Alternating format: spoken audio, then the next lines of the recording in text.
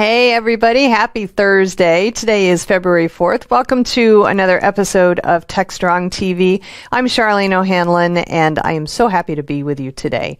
We have a lot of great episodes or great interviews on today's episode. And before we kick things off, I do want to remind you we have a mainframe virtual summit coming up next week. That one is happening next Thursday, February 11th from 9 a.m. to 4 p.m. If you want to check it out, just go to MediaOpsEvents.com and take a look at what we've got in store for you and hopefully get you registered for it. It's going to be a great one. All right, but kicking off today's show, we've got an interview between Alan Schimmel and Grant Geyer, who is CPO with a company called Clarity.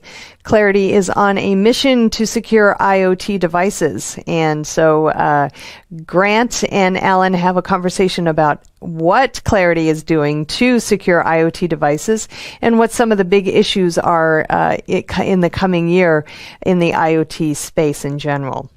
Next up, Alan has a discussion with Sasha Labouret and Stephen DeWitt of CloudBees, a big announcement that I believe we are breaking. The CloudBees team has announced some major news as they continue to build what they say is an industry-leading company, and we would tend to agree with them.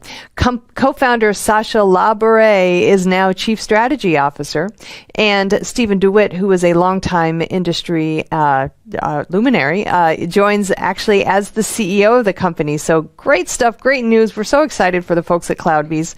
And we're going to be Alan is going to be talking with both of them about the direction of the company and what they have in store. So good stuff. Check this one out for sure. Next up, Alan has a conversation with Ben Siegelman, who is the CEO and co-founder of Lightstep.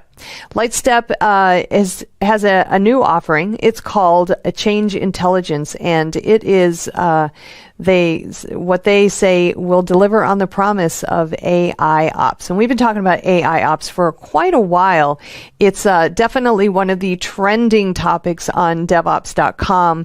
Artificial intelligence is certainly making its mark in a number of areas. DevOps, DevSecOps, cybersecurity, you name it. We're seeing artificial intelligence being sprinkled throughout. So AI ops is definitely a topic worth keeping in mind as you move forward on your DevOps journey or DevSecOps journey. So Lightstep kind of lays out what that means, what their new technology means for AI ops in general. So good stuff.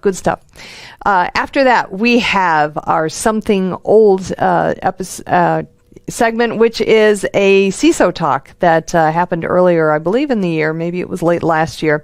Julian Waits of Devo and Ben Carr of Qualys joined Mitch Ashley and Alan and Matt Newfield of Unisys, and they talk about the CISO responsibility to disclose breach data. Definitely another one of those topics that we seem to keep circling back on because we've been having so many data breaches lately, and it's definitely on many people's minds. So definitely a conversation worth listening to. Even if you saw it the first time, it's even better the second time. All right, after that, I return with the headlines for the day, and then after that, have a conversation with Shaoli Rosen, who is the CEO and co-founder of a company called Armo. Armo just came out of stealth, and they have built a platform that inherently secures cloud-native workloads with in-memory protection coupled with built-in visibility and control. It is fantastic technology and is definitely worth checking out. Cloud-native workloads are somewhat difficult to secure, so the fact that Armo is doing that with in-memory protection, it's a different way of approaching security for cloud native workloads, and it's definitely a technology worth checking out. So hopefully you'll be interested enough to give this interview a listen. After that, I come back for the webinars preview for the week, and then after that, Mitch has his analyst corner. In this one, we have Dr. Nick West joining Mitch. They discuss how COVID has rapidly shifted medical services delivery past the visions of telemedicine to new forms that will likely be with us long into the future. Dr. Nick West is previously a practicing physician. He is now the Chief Medical Officer and Divisional VP of Global Medical Affairs at Abbott Vascular, where he announced the first ever training program incorporating virtual reality technology that will change how interventional cardiologists are trained through the use of optical coherence tomography, OCT, imaging technology. Interesting stuff, and definitely an interesting conversation about the future of telemedicine and how medical services are shifting online. Good stuff all the way around. After that, Mike Vizard comes on, and he has a conversation with Scott McCarty, who is a technical product manager at Red Hat, or for containers at Red Hat. They discuss what the fuss is all about with deprecating support for Docker in Kubernetes. And interestingly enough, I have an article on Container Journal that discusses that very same thing. So deprecation of Docker on Kubernetes is a hot topic in the container space. So definitely check out Mike's conversation with Scott McCarty and check out the article on Container Journal by Chris Riley on the same topic. All right, we have lots and lots in store for you, and we're going to kick things off right after this commercial message.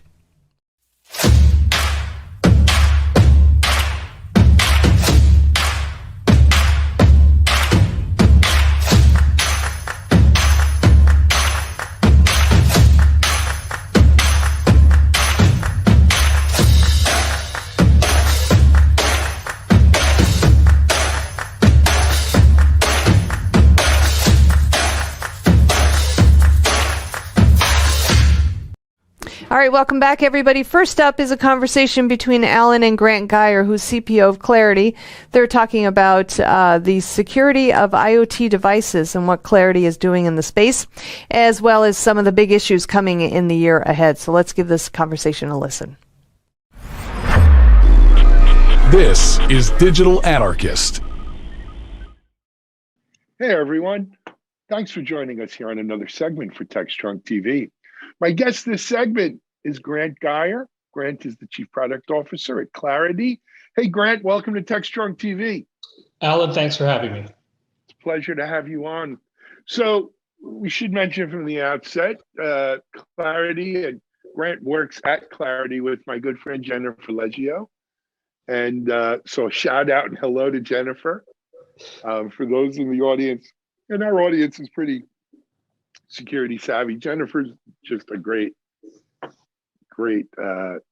person within the community. She's done a lot for the community, a lot for women in cyber as well, and just makes it happen. Anyway, though, Grant, we haven't had anyone on TechStrong TV from Clarity. We're only doing TechStrong TV for almost a year now. Right. I think you're the first person from Clarity on. Well, some of our audience, I'm sure, has heard of Clarity. I don't know how familiar they are. If you don't mind, let's start there. Maybe we should give them a good, quick pitch on Clarity.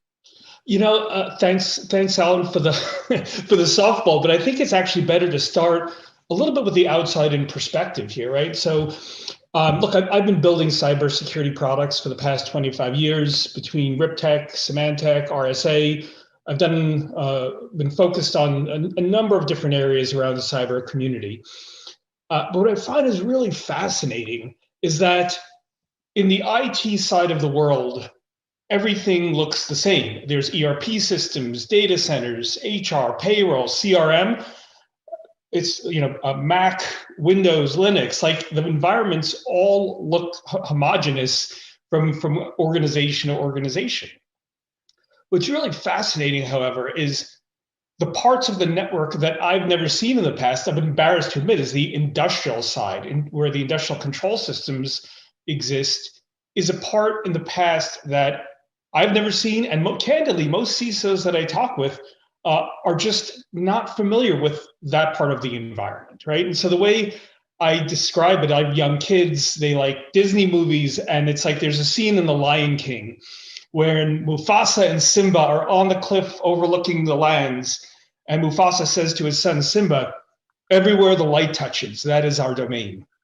where the light doesn't touch, that's the shadowy place, and that's not our domain.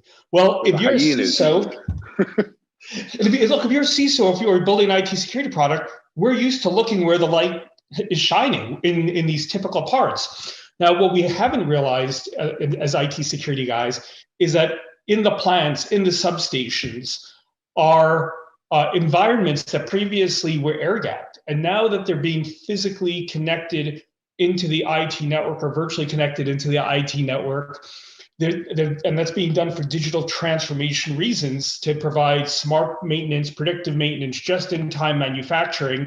Well, now that connection allows hackers, attackers, malware to get into the OT environment. And in this operational technology environment, because they were air-gapped historically, a lot of the products were not secured by design. And so they're highly vulnerable, highly susceptible to cyber attacks. And that is really the domain that Clarity is focused on, is really around operational technology security. We provide a platform of capabilities that provide visibility into this OT, IoT equipment. We provide vulnerability management, which is different in the OT environment than it is in IT. We can talk about that later. Threat detection, risk management, as well as secure remote access, specialized remote access into these OT environments. So that's what we do. We provide this platform of capabilities to help CISOs secure their OT environments from the threat of cyber attacks. Got it. It's almost a double whammy, Grant, because yes, these devices were not designed with security in mind to begin with. But I'm reminded of two instances. I interviewed a fellow on here a couple months ago. Their specialty was converting manufacturing equipment that was not designed to be connectable. And the emphasis was, how the heck do we connect it? Monitor how many shots it's making, how many, things it's doing, and how hot it's running.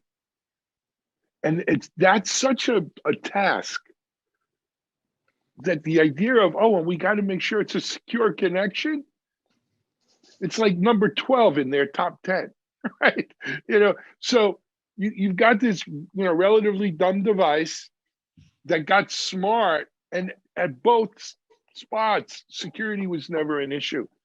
I remember going in a U.S. Geological Survey, Department of Interior years ago, and it's still secure, 20 years ago, 18 years ago. The seismic monitors at the bottom of the ocean.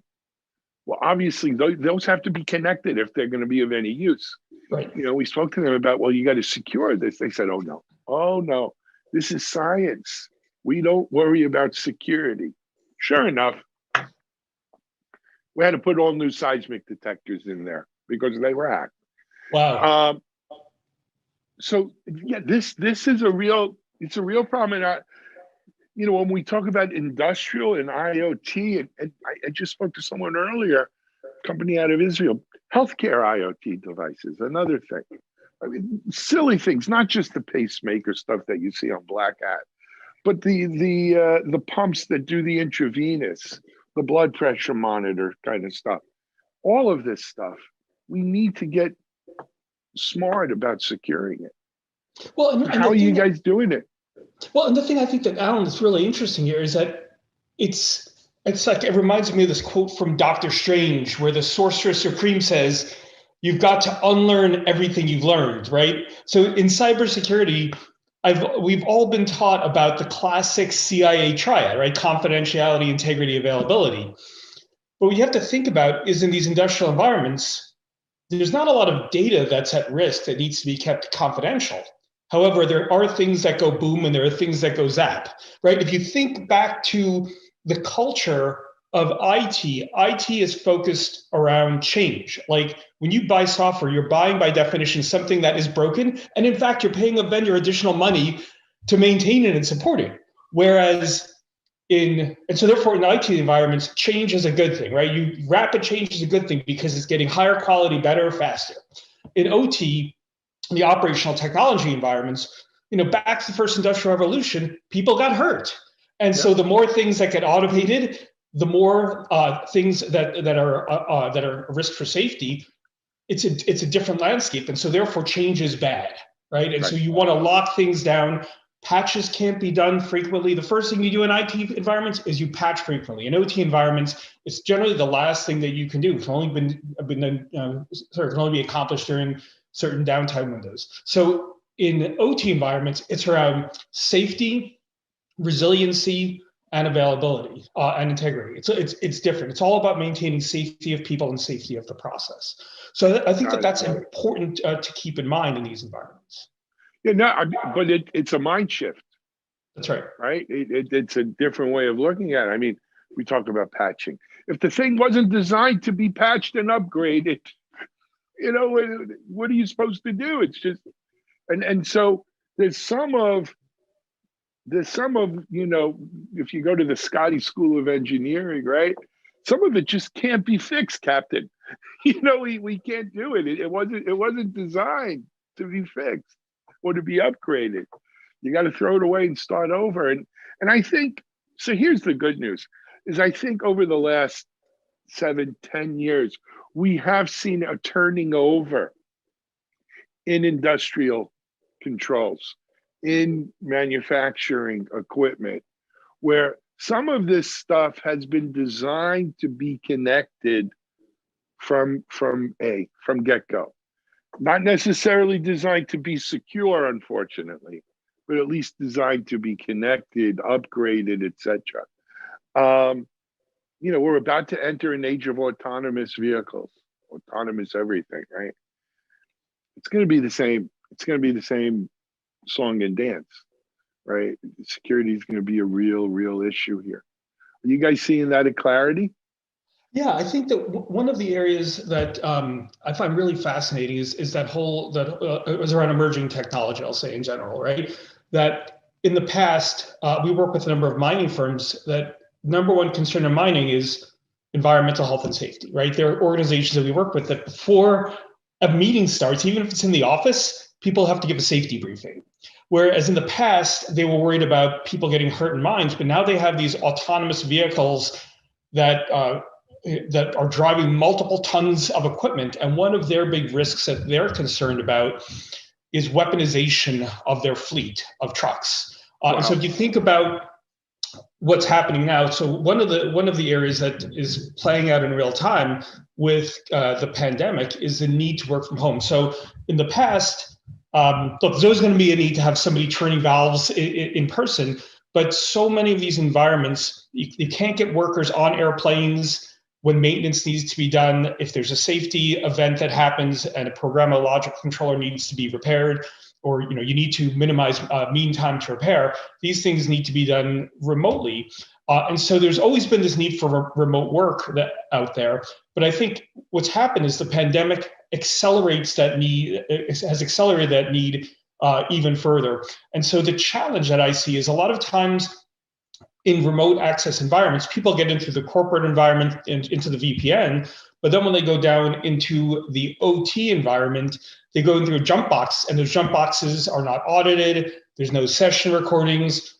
They're not really usable for the workers, right? So in the OT environment, it's not just we think it's not just about securing against malware and against attacks, but also making sure that people are who they claim to be, that they're connecting to gear that they're supposed to, that that the rights of what they can touch are limited from an authentication and authorization perspective, and that users are audited. So and that sessions are recorded. So if something goes wrong, that is that needs to be controlled. So that is a really big problem that has emerged now in 2020 and 2021 with the pandemic. And there's and I'll point out one other area of tech that's interesting. Again, in the past, there was a piece I heard about in the Times called the valve turners, where it was a group of activists that turned closed valves on a pipeline, causing the flow of oil to stop. Well, now there's new emerging technology known as digital twins, where you can get a software representation of that physical valve or physical equipment. And so if hackers can get into the automation systems and interrupt or cause a control change in the digital twin, you can cause damage to the process environment simply by using softwares, where in the past that could be done using hardware. Another reason why remote access needs to be secured. It's another reason why we can't have nice things, right? You figure, how do we stop someone from, physically closing the switch? We'll make it remote accessible. If someone were to close it, we get open it. Well, great. By doing so, we created a backdoor for someone now. They don't have to bother to go physically out in the middle of the tundra to close the switch. They'll sit somewhere in their office and do it. That's the world we live in security. It's always the cat and the mouse, and it just upsets you on so many different levels. So, Greg, we're in 2021. It's February. You gave us one kind of place where I think we could look, and that is around autonomy. What other areas do you see as sort of big things on the IoT and industrial controls horizon for 2021? Yeah, well, it should be no surprise that ransomware is in everyone's mind, right? They're human-machine interfaces or engineering workstations in the industrial environments. Historically, because these environments are not heavily maintained and not heavily patched, there's a lot of legacy vulnerabilities out there just waiting to be popped. We saw that with NotPetya, with WannaCry. Recently in 2020, we saw an interesting targeted piece of malware that went after an auto manufacturer that looks like it was crafted to go after their specific environment. So look, with ransomware, imagine if you think about some of the events that happened in the past, like the city of Baltimore was hit by ransomware. They decided not to pay the hackers, that they were going to cleanse the environment on their own.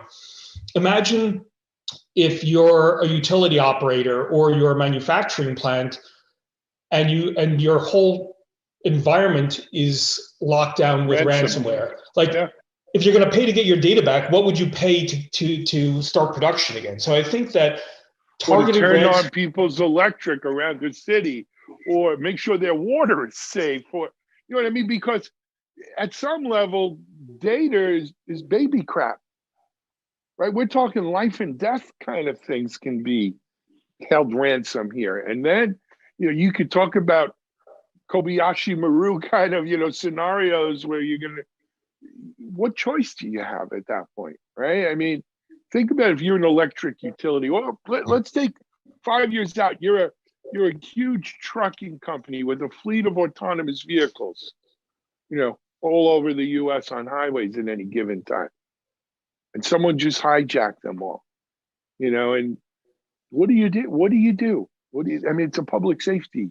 Look, I think we skated by in the past few years. We skated by in 2020 without there being a serious attack against critical infrastructure. Oh, yeah. And look, no one wants to be the Cassandra, foretelling, horrible things that could happen. But I think that there's a very real concern based upon the fact that there's so much obsolescent equipment and that the maintenance in these environments is less frequent, that unless there's the right compensating controls in place, at some point I'm concerned there will be some type of black swan event that can affect human populations, which luckily we haven't really had anything too serious that's happened thus far. I think we had enough in 2020 as it was, though, Grant. Fair. We had enough. Good stuff. We're running low on time. I wanted to just quickly bring it back to clarity for people who want to get more information around this and stay up to date on it. I know your folks there do a great job on the blog and stuff like that. It's clarity.com, CLAROTY. Yeah, that our marketing team is very clever. It's OTY instead of ITY, CLAROTY.com. Right. I'm sorry. Yes. Oh, got it. And what about, beyond that, what let's leave people with something they can proactively do. What would be your best advice? Yeah, I think a lot of this comes down to clear ownership. If you ownership and responsibility, simply by telling an individual that they're responsible not just for the physical safety of the process, but assigning somebody as responsible for the cyber safety of the process and the cyber availability of the process. When you own that responsibility, it's like, okay, well, what does that mean? And it starts people on that learning journey of like, how do I secure this? I think that's one, is just clearly laying out industrial cybersecurity as an individual or set of individuals' responsibility in the organization, giving them visibility. It's like, if I, having run labs in the past, when the security team comes to me and says, hey, here's the vulnerabilities you have, here's the potential risk, you don't know what you don't know. You can live in with your head in the sand. And I think having visibility into what the assets are, unencrypted passwords, connectivity of assets in the plant out to the internet, vulnerable systems. Once you understand what's at risk, then you can have a real dialogue regarding, okay, well, we can't patch it now, but can we put compensating controls in place? How do we reduce our risk profile? So I think a lot of it really comes down to those basic lessons that we learned years ago in IT security, really are foundational to what we need to do to secure the industrial cybersecurity environments. Agreed. Grant Geyer, Chief Product Officer, Clarity here on TechStrong TV. Thanks for being our guest, Grant. Come back and keep us posted on this. Alan, thanks for having me. It's a pleasure.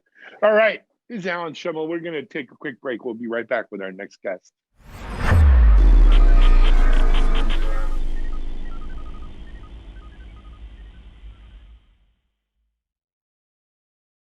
CISO Talk, to hear how real-world CISOs are dealing with today's real-world issues.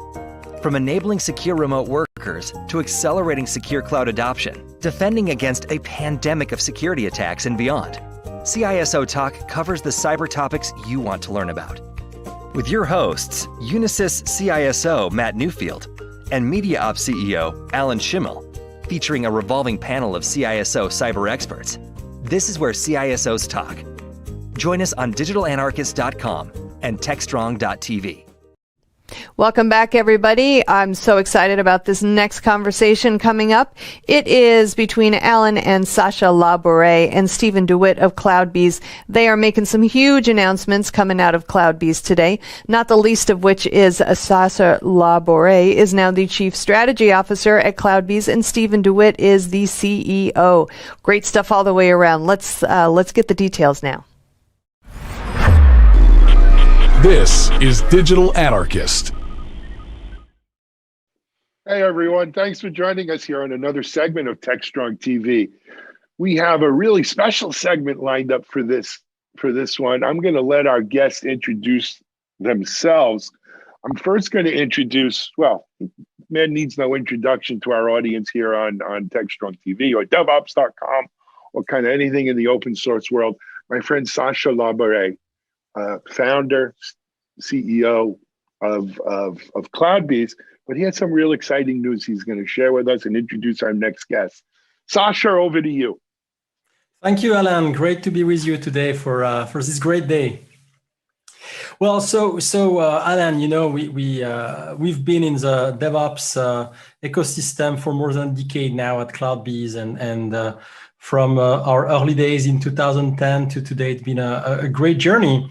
And we've made some significant progress in our size, in the type of solutions we're bringing to market, and so on. We just released our SaaS, our first SaaS a few weeks ago, and now we're accelerating with software delivery automation. And so last year, as I was starting to think about the future of CloudBees, it's you always think about the next steps, right? To go to 200 million and 500 millions and to go IPO and so on.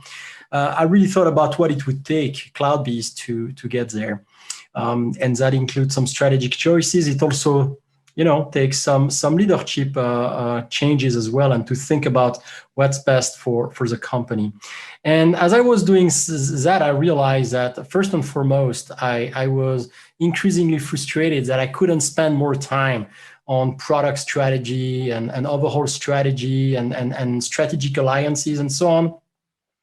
And so I took the decision about 6 months ago to search for a new CEO for CloudBees, somebody who could really take the company forward for those next big milestones. And so I'm extremely happy to report that Stephen DeWitt has started to be our CEO starting February 1st. And so welcome, Stephen. Congratulations, Stephen. Welcome. Thanks, Alan. Thanks, Sasha. It's a pleasure to be here. I'm humbled to be part of the CloudBees team. Sasha and I have had some magical conversations over the last few months as we've brought this partnership together. It is a partnership. You all know, as companies grow, they get bigger, more complex, have more operating dials that need to be managed on a regular basis. We're scaling tremendously, as Sasha shared. Crossing the 100 million ARR mark is a milestone. It's just that, it's a milestone. It's a big one. And it speaks to the depth of relationships we have with our customers. They're growing every day. We've just gone through an extraordinary year where customers have narrowed their vision in terms of partners that they want to go forward against this amazing transformational backdrop. And we're part of that equation. And so we have to rise to the moment. And so, a lot of expansion in R&D to support what Sasha's been talking about and been driving, expansion of our go-to-market capabilities and partnerships, our capital strategy, how we fund and expand the company. All of those things are on the road in front of us. And so together with Sasha, we're going to get after that hard. Absolutely. And Stephen, I feel compelled to share with the audience, you and I know each other 21 years ago, 22 years ago. You were CEO of Cobalt Networks, the kind of first people who made that little 1U rack-mounted Linux server. I was at Interliant, and it allowed us to take the server down, the monthly server. We were offering like a $99 a month dedicated server, which back then was revolutionary, right? Unheard of. Yeah, and we had some great times. And it was really successful, and it kind of fostered this whole kind of independent software, ISV, and application infrastructure before there was cloud, before there was what we have today. So it's great to see you coming back. It's 6 degrees of separation in this world.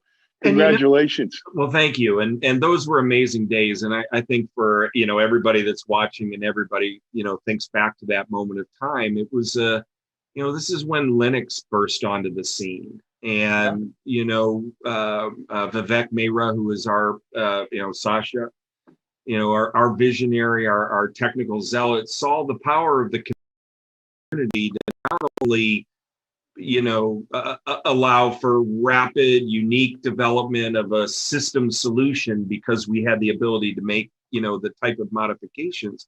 But to your point, at the end customer perspective, open up new markets of opportunity. You remember everybody back then wanted to get on the net and they wanted to do e-commerce and they wanted to take advantage of this amazing moment.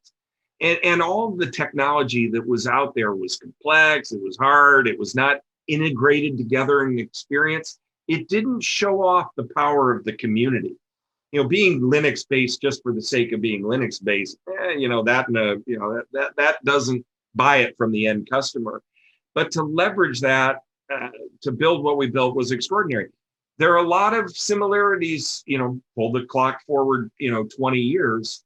There's a lot of similarities here. The enterprise is in a massive transformational dynamic. Software development is, I don't even know what the right word is. Mission critical sort of feels like duh. Automation is washing over this. Intelligent automation, everything's changing. And so we're going to take the power that we have established, the community, and drive towards that next generation. Absolutely. Sasha, if you don't mind, I want to turn to you for a moment. That company that I was working at when I met Stephen was called Interliant, and it was founded by two kind of mentors of mine. One is a guy named Brad Feld, and Brad's a very, Brad well. I know Brad very well. Yeah. So every company I ever did, Brad funded basically, and he's still on our board of advisors here. And Brad's mentor was a man named Len Fassler, who is who I actually sold my company to, Len and Brad. And Len told me something 20 something years ago that's true today as it was then. He used to tell me anybody could get lucky and catch lightning in a bottle and start a company that maybe does $2-3 million. So, but to get to take a company to $25 million takes a very different skill set. It's a very different skill set than running a little company. To take a company to $75 million, it's no longer a skill set of a person, it's a skill set of a team. And you need a very talented team with specific skills and empowered to run an operation that does $75 million a year in revenue. You get over 100 million, you want to go to 200, as you mentioned, and do the IPO thing. That's a whole different animal. In many, Len always said, a whole different team. Your CFO, your HR, the whole team, it's a whole different game. He used to tell me, though, that the problem was ego. Too many founders thought that they were the person who could catch lightning in a bottle down here and see it all the way through to up here. And there are some who do, right? There's the Bill Gates and Steve Jobses of the world and these folks. But the road from here to there is littered with people with ego who didn't recognize that the best thing for the company was to bring in help, right? And that help may mean that I bring in someone else who's the CEO and allow me to focus on where my talents were and what allowed me to bring this company to this size. So I would say congratulations to you for putting ego aside, right? Doing what's best for the growth of and look, let's be honest, you're a co-founder. What's best for the company long-term is not bad for you either. But that being said, what's best for the company and for the hundreds of people who are at CloudBees today, right? So, congratulations to you. And I think it takes a mature, really, kind of understanding person who says, this is the right move at the right time right now. So that's my 2 cents to you, my friend. We know each other a while now here, and I wanted to just pass that to you. Thanks, Alan. I really appreciate. You're right. That's really how I thought about things, which is what's best for the company. We have so much more at stake than one individual or a couple of individuals or one ego or whatever.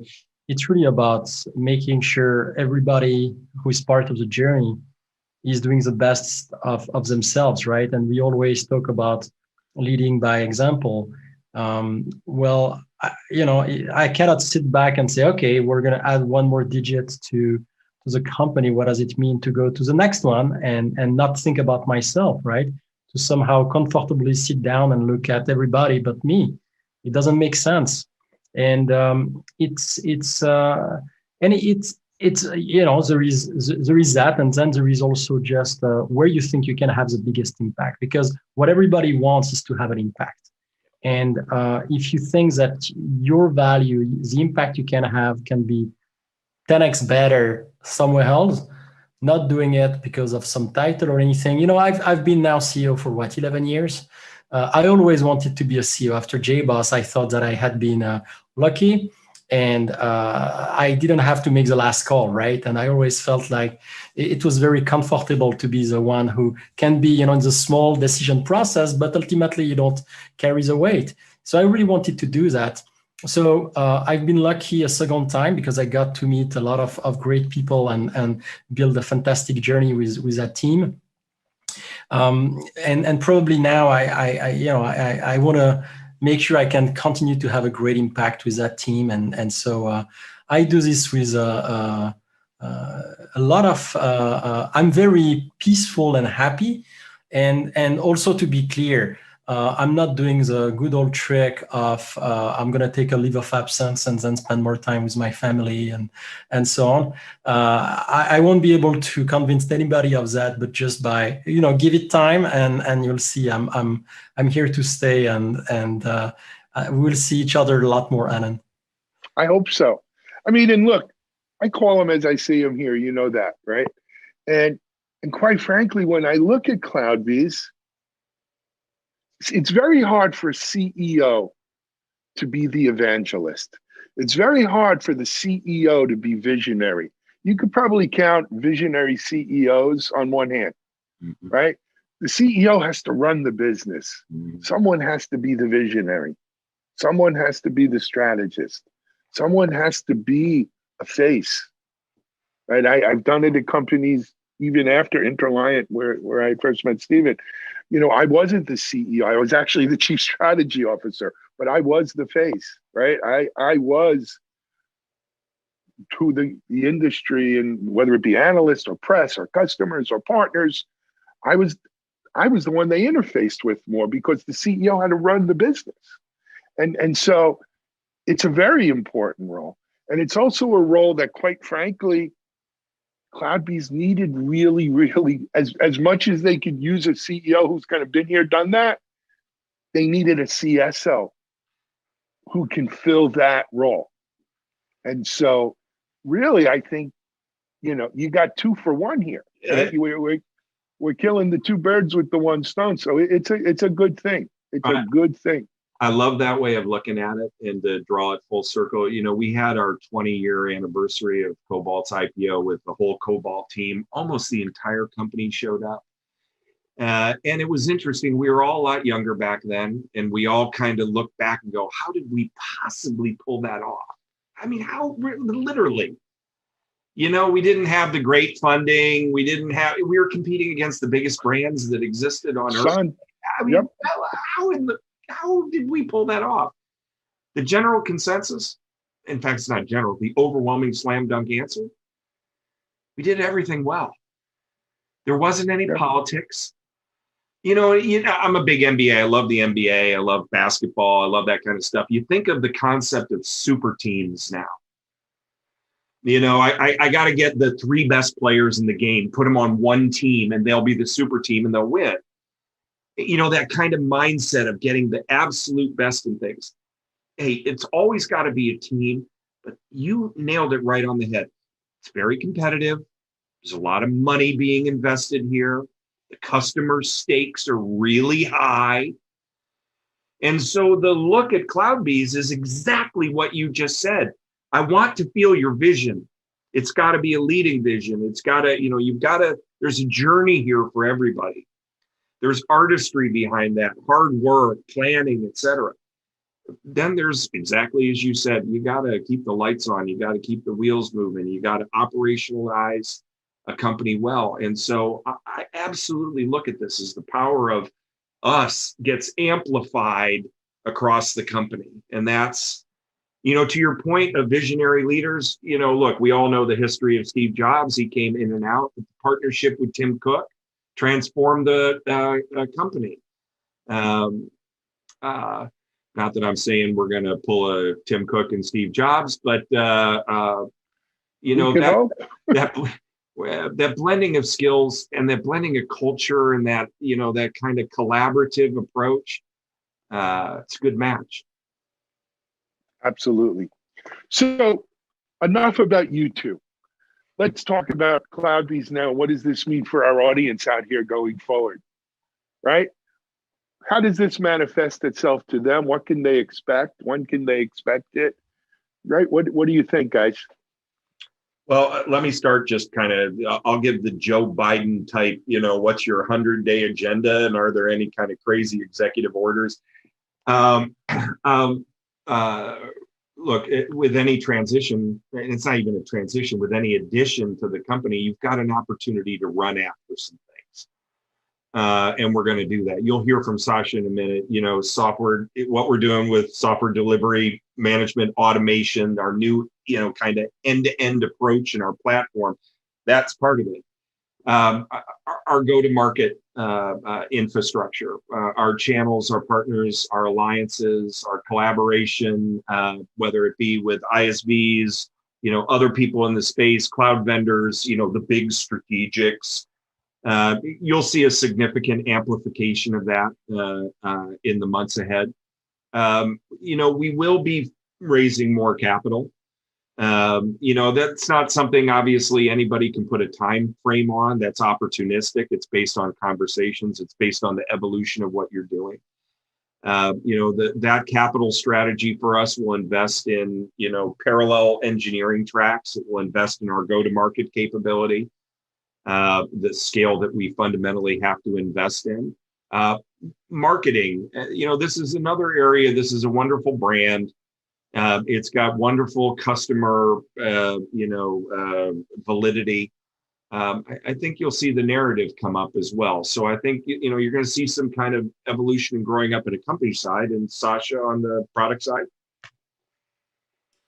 Yes, on the product side, I think there are multiple currents in parallel, and we're obviously very strong within the enterprise with our software asset, with software delivery automation. And so the goal here is really to help all organizations carry their core processes from end to end through a single platform. So starting now, you can really get access to all of that in a unified way. That's who we are. That's what we sell. That's the only thing we sell. It's not about CI or CD or feature management. It's all one thing. It's going to simplify things a lot more.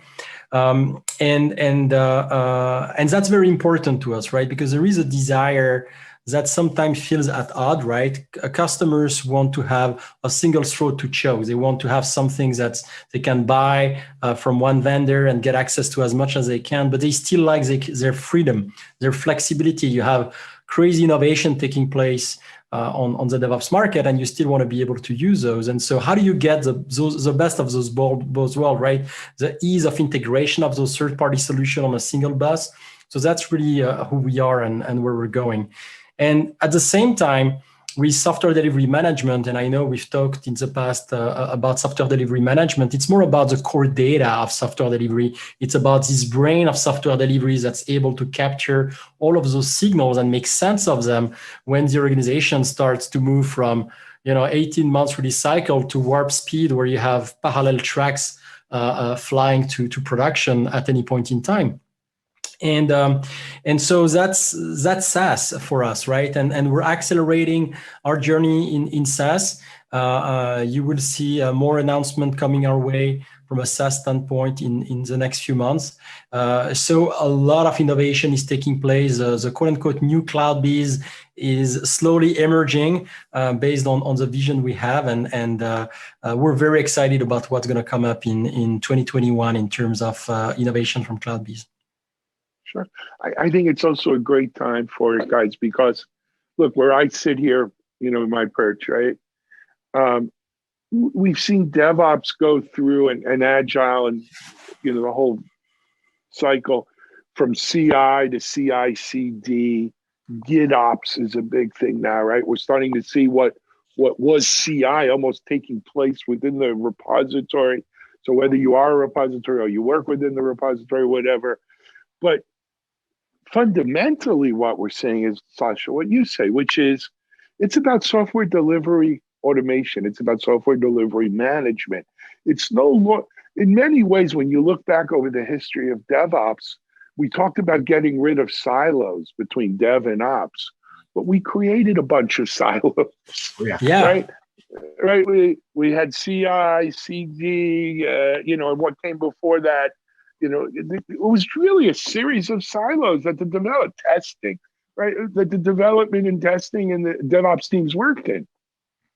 I think we're now starting to realize the promise of true DevOps, which is breaking down those silos, feature flags, all of this, right? Being able to deploy continuously, right? And feedback loops and constant improvement. Or continuous improvement. And so, I look at it as 2021 and of course 2020 with COVID, right? Digital transformation has accelerated for 7 years in 1 year. Yep. And so now we truly are at sort of a next phase, if you will, of DevOps and software deployment that I think, the world needs, because we're not going to stop digital transformation. We're not going to stop the move to the cloud. We're not going to stop SaaS. We're not going to stop everything that's driving all of these things. We're accelerating them, but we've got to be better if we're going to accelerate them. We've got to break those silos down. We've got to automate more, right? We really have to have continuous improvement, continuous delivery, continuous. And so look, the opportunity is there. It's up to you guys to seize on it, right? The same way CloudBees and the Jenkins community really led the way for that first phase of DevOps, if you will. Yeah, you got it. And the customers are driving this. If you think of it, pick your favorite bank, insurance company, any other company that's watching digital natives erode their footprint. And then couple that with an era of contextual automation around all of us. If you think about the enterprise at the end of the decade and the artistry of software development, all the things you just talked about, are all at I don't even know what the comparison is in the past, because there is nothing to compare. No, we never had that conflict. We never had it coming together like this. So if you think maybe the first net. Maybe, but if you think of the kind of DevOps emergence and the cloud emergence and all of the things that kind of we've seen, this is a whole nother layer. And you also have a very different dynamic in this decade, in that you've got handfuls of companies that have billions and billions and billions of dollars to influence the choreography of what's going on. That was, although Microsoft has been here forever, it's a different dynamic. There's also billions of dollars of money coming in to feed that innovation path from here to there. Yep. So all crazy money. So this is all happening right now, and that's part of the reason why we've lit the fuse. Excellent. Guys, we're way over time as usual. Not unusual when I'm speaking with my friends at CloudBees. Stephen, I want to wish you nothing but the very best of luck in the role of CloudBees. We'll of course be watching, commenting, and working with you on it. And we're hoping for big things. Sasha, as I said, it takes a very special person to do what you're doing here, but you are a special person. So I appreciate it. And I'm looking for big things from you as Chief Strategy Officer. I'm hoping this frees you up a lot to come visit with us, and not in person, unfortunately yet, but on here on TechStrong TV, right? You have an open invitation, so let's explore that. All right. Sounds great, Alan. Thank you. Thank you. For our audience out there, go check out cloudbees.com. Keep an eye on what's happening here. I'm expecting should be good for all of us. This is Alan Schimmel for TechStrong TV. We'll be right back with our next guest.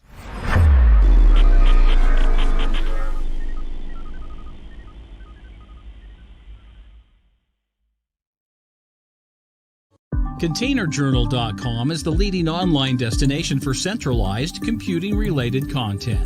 ContainerJournal.com covers all aspects of software containers, from container management, data management for containers, container security, networking for containers, to the entire container ecosystem, Kubernetes, microservices, serverless, and more.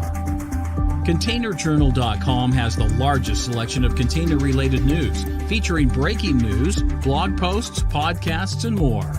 Visit www.containerjournal.com to learn more. ContainerJournal.com is operated by MediaOps Inc., the team behind DevOps.com, Digital Anarchist, SecurityBoulevard.com, DevOps Connect, and DevOpsDozen.com. All right, welcome back. Next up, Alan has a conversation with Ben Siegelman, CEO and co-founder of Lightstep. They're talking about Change Intelligence, which is Lightstep's newest offering that delivers on the promise of AI ops. So let's give this conversation a listen. This is Digital Anarchist. Hey, everyone. Thanks for joining us here on another TechStrong TV interview. My guest for this interview is Ben Siegelman. Ben's one of the co-founders over at Lightstep. Hey, Ben, welcome to TechStrong TV. Hey, thanks for having me.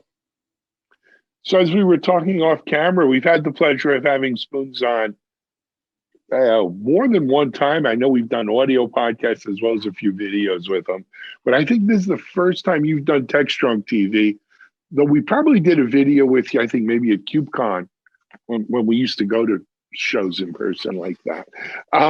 But anyway, hey, it's a pleasure to have you on here. Our audience, is a technical audience, very cloud native savvy and everything else, but they may not all know the Lightstep story. So I'm going to ask, if you don't mind, if you wouldn't mind, starting with a little Lightstep background and maybe weave in how you and your co-founders, what your backgrounds are and how you came to start Lightstep. Yeah, sure. I'd be happy to give you the background. So, the short story is that I was at Google for kind of a long time, maybe too long in retrospect, for about 9 years. And I spent the last 7 of those years building out their distributed tracing system, which is called Dapper, and their distributed time series database metrics monitoring system, which is called Monarch. Both of those resulted in papers that we published, which people can read if you want to know all the gory details. But I left Google and saw that the industry in general was heading in the same direction that Google went with microservices and a distributed architecture, and realized that a lot of the problems that we'd seen at Google were repeating themselves at basically every enterprise trying to operate at scale. And so we started the company really to try and bring more confidence and clarity to the people who are trying to manage these incredibly complicated systems that every enterprise is relying on. My co-founders, similar to me, super technical. All of us had that kind of background. When we started the company, we actually wanted to choose, because we're so technical, we wanted to choose a problem to work on where most of the business risk was just technology, since none of us are marketers or salespeople by training. And so we just chose something that we knew if we could build it, it would be really valuable. But it's just really hard to do. And that's where we found ourselves with Lightstep. And it's been great. We've been at it for many years, and we've got some great customers and are pretty excited about what we've built and very excited about what's going to come in just a couple of days, actually. Yeah. Very cool stuff.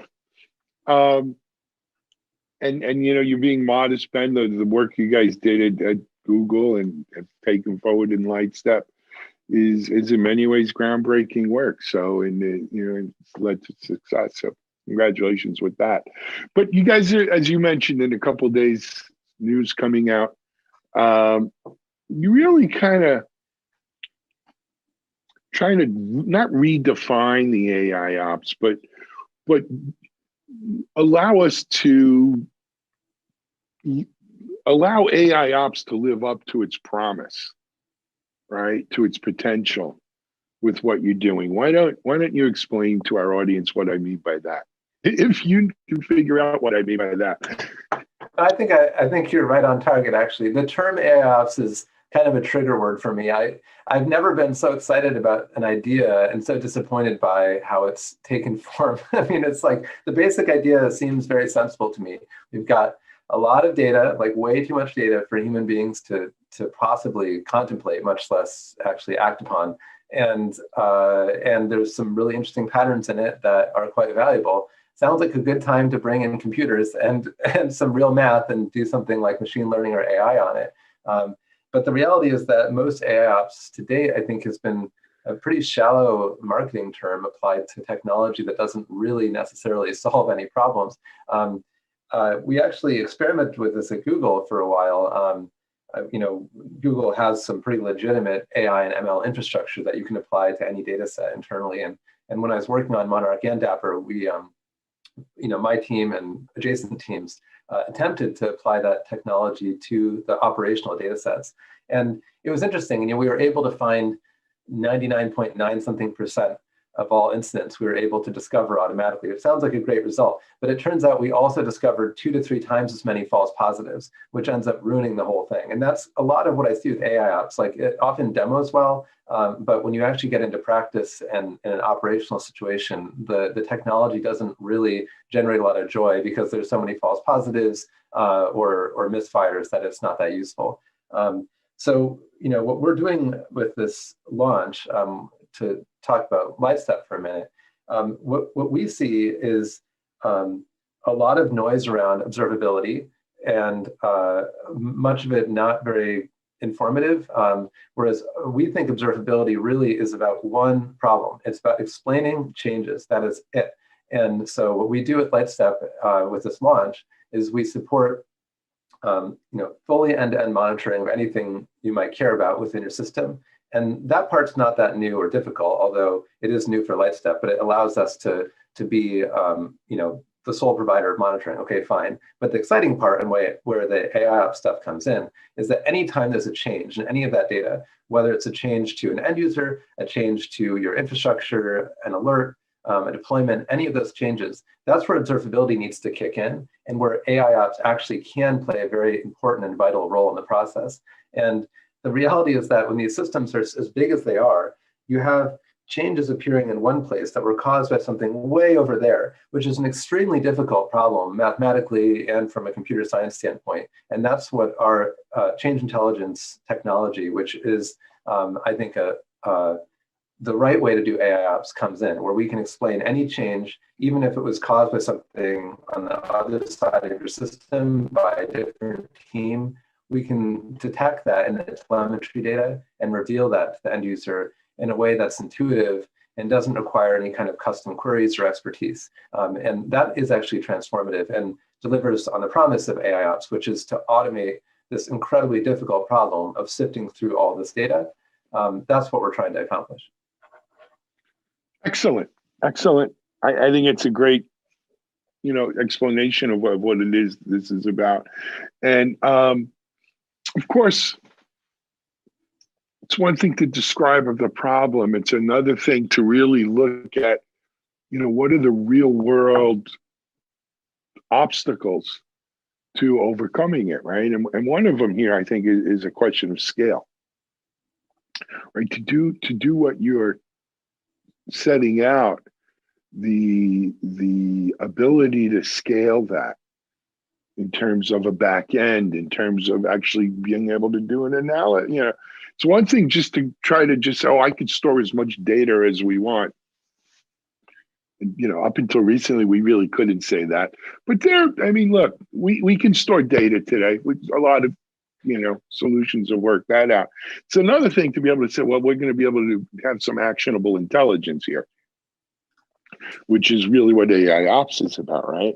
And so what went into that piece of it, Ben, if you will, where, if you can talk about it, where's the special sauce in allowing us to achieve that kind of scale? Yeah, it's a really prescient question. I've written some material recently, including on Twitter, that kind of went big and got hundreds of thousands of impressions and so on about this exact topic. There's no way to do something like this without re-architecting the back end completely in order to make it possible. The trouble with observability, just to talk about nerdy tech stuff for a minute, is that you can't do it on a single database. You actually need to have 2 databases. You need to have a database that's built to understand individual events like traces, logs, that sort of stuff, and a database to understand statistics, like those squiggly lines that you see in charts. Like, you need both of those. Unfortunately, they have to know about each other, and they have to be built with each other in mind. And you can't find off-the-shelf databases on either side of that actually know about each other and are properly integrated. And we've spent the last 18 months at Lightstep working real hard to build up. We already had I think the best tracing database in the world, which we started with, and we built, I think, the best time series database in the world, explicitly integrated with our tracing database to make all this stuff possible. Because we're really talking about change intelligence and our version of AI ops. You have to have a very tight integration of these 2 massively scalable data stores. And It's not an easy thing to reverse engineer, if you've started from a different place. But we built this thing for that specific purpose. The team that's built this at Lightstep is the same team that did the core development on the Monarch project that I mentioned at Google, which certainly taught us a lot about scale. I mean, the paper, I think, cites some of the numbers, but Monarch consumes 50,000 virtual machines steady state. I mean, it's a massive, massive system at Google in and of its own right. That's not what it monitors, that's what it is. It's just a huge, huge database.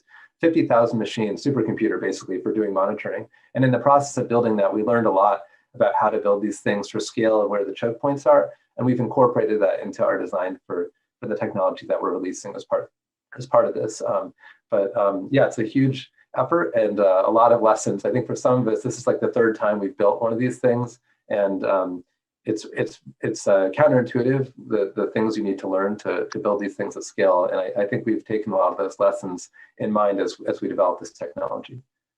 I don't, the idea that you would get better and better at it every time you do it is unnecessarily counterintuitive. It makes sense to me. I mean, you save some idiot taxes, as we say, right? By not repeating the mistakes you made in the generation before. Just to give our audience a little, how you can't have a football field without hash marks that tell you where you are on the yard lines. What, how scalable, how many entries and so forth are we talking about a day here into a system like this? I mean, trillions. I mean, I don't as far as we know, we haven't really hit a scaling limit with the core technology. I think we're just, it's built to accept it's built to scale in the way that Monarch scaled, which is truly planet scale. And that's the design. And, frankly, we have not seen the bottleneck yet. And so I think the sky's the limit in terms of how big it can go from a technology standpoint. And that was certainly the expectation. We're building Lightstep for the long haul. And we think this sort of workload that we've designed for here, it's where the industry is going. There's a great deal of data to analyze, and we want to make sure that this thing can meet it. So yeah, it was built for planet scale, I would say. I like that term. I'm going to have to steal that from you if you don't mind. You can steal it from Google. That's where I stole it from. But yeah, okay. Hey. But one good term deserves another. I had my own Google issues today with their new enhanced security. They don't tell you that it doesn't work with any third-party apps, but that's a whole nother story. I went and ordered the key fob and as a backup Bluetooth thing. Whoop, dropped my AirPod.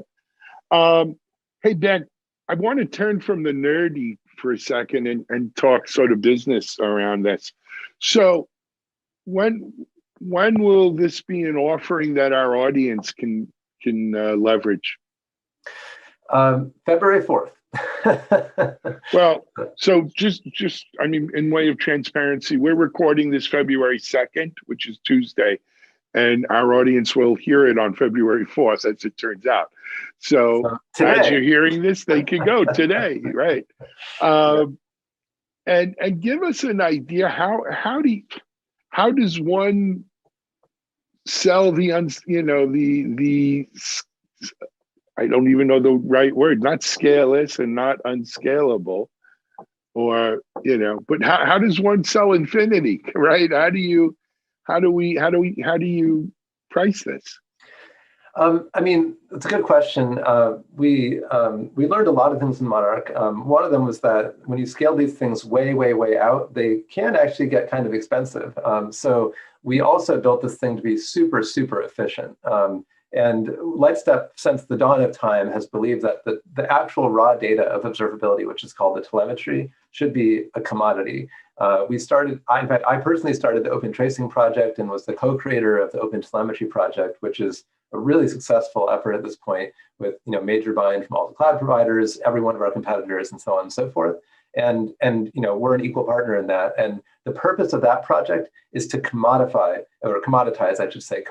telemetry. And part of that for us is just to make it the unit price is really low. So, and what it looks like to have something that scales really, really large is that we've found a way to make this super efficient. So for the actual raw data, if you have a lot of metric data and you find yourself spending a lot of money on that metric data, you should probably evaluate what we're doing. You can skip the AIOps if you don't believe me on that part, just to literally do dashboards and alerts, which is probably what you do with your metric data. I would guess that versus another, SaaS vendor, we're probably going to save you 50 to 80% on your bill on that. So it's also really, really efficient because of the core technology and the way we built it. So there's a bit of a selling point there. And then the other piece of it, which I'm more excited about beyond just the cost, is the fact that right now, if you're using almost really any tool I'm aware of, if you have a bunch of dashboards and alerts, whether they represent end user experience or your infrastructure at the bottom of the stack, if there is like a spike or a blip in one of those things, you kind of shrug your shoulders and you're like, I wasn't there, I don't know what happened, and I probably never will. With Lightstep and Change Intelligence, you can click on any one of those. It doesn't matter if it's memory usage or the latency in your iOS app. It doesn't matter. You can click on the blip and you'll be brought to like a full guided analysis of your system, explaining the likely cause for those likely causes for those changes with evidence that you can then dig into. And nothing else can deliver that I'm aware of. So we believe that this is a better, faster, cheaper kind of situation. And that's why we're so excited about it. It's a really major release for us, but I think really for the industry. Excellent, man. Excellent. We're almost out of time, but Ben, is there anything you think we left out? Any holes here of what we should? Actually, you guys have some sort of an event coming up or something, yeah? Yeah, we do. We have we did something in the beginning of the pandemic that was really successful. Austin Parker, one of my colleagues, started something called Deserted Island DevOps, which is a full DevOps conference, like taking place within a video game. So it was actually incredibly successful, and people loved it. We're doing that again. I believe on April 29th, and people should check it out. It was really fun, and I think it would be a hit with your audience. So that's something to be aware of out in the distance. And then certainly for our product, you should check it out. And you can. I love getting feedback directly. You can DM me on Twitter or whatever you want. Just let me know what you think. We're really excited about it. I hope you are too. No, they should be.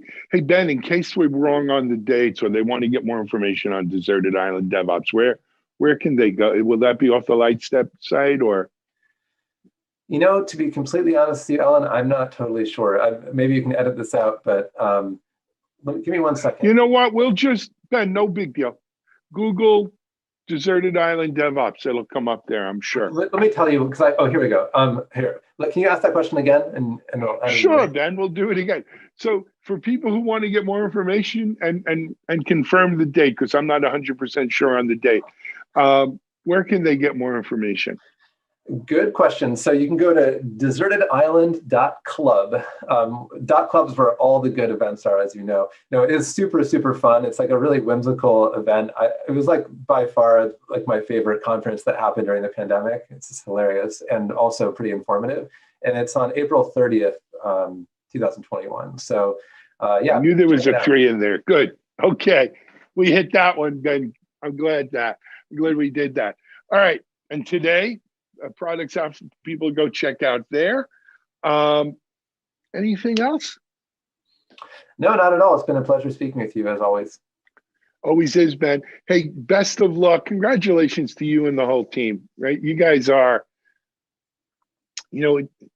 some companies do well, some companies, right, are industry darlings, and there are other companies who just do right.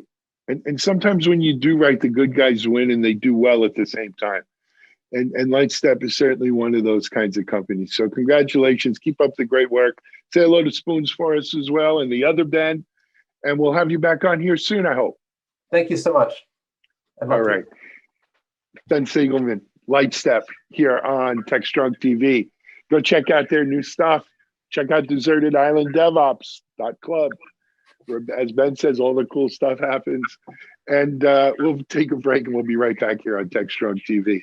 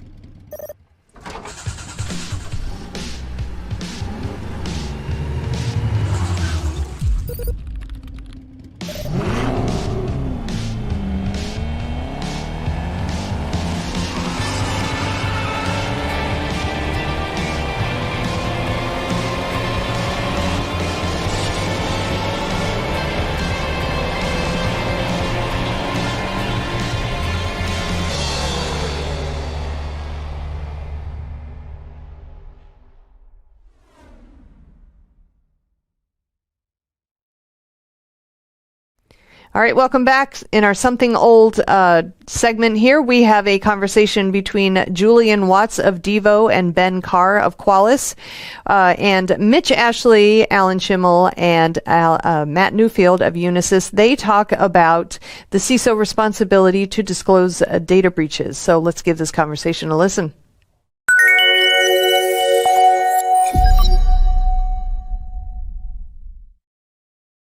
Hey everyone, it's Alan Schimmel, and we've got another great episode of CISO Talk for you. Let me introduce you to our fantastic panel today.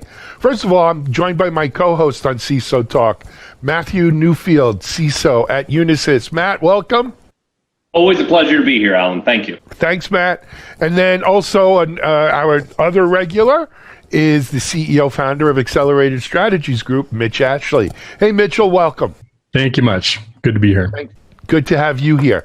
Our two guests for this panel are Mr. Julian Waits of Devo, who is the GM of their cyber practice. Julian, introduce yourself. Sure. Thank you, Alan.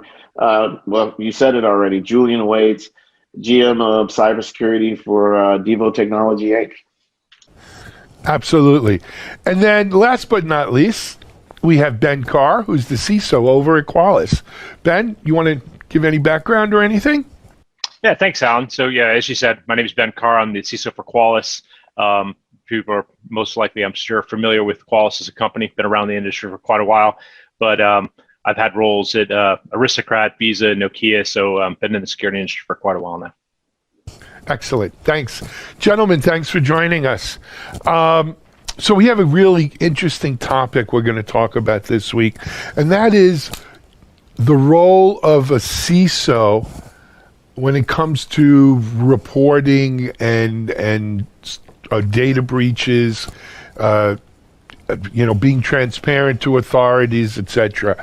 I think we're all familiar that there's recently been a very high-profile incident where a CISO was charged criminally with kind of lack of performing their duties or a lack of transparency around reporting and so forth, and not doing the right thing, so to speak. We all have our views on whether this is right, wrong, a little of both. But let's dive right in. Matt, I'm going to ask you to kick off, if you don't mind, with some views on this, and then panel, feel free to jump in. Wonderful. So, it's a very interesting topic. The CISO role, cybersecurity roles are newer when you think of industry. And, prior to us recording, we were having, I thought, a very lively debate as where should the CISO sit? What are the responsibilities of the individual in that role, whether it be a general manager of security, CISO, CSO, I've started to hear CSIO, where do they sit? What protections do they have? And what's the core responsibility should something happen, especially if something is made public or it happens where they wanted to do something. They can prove they may have wanted to do something, but were told to do otherwise.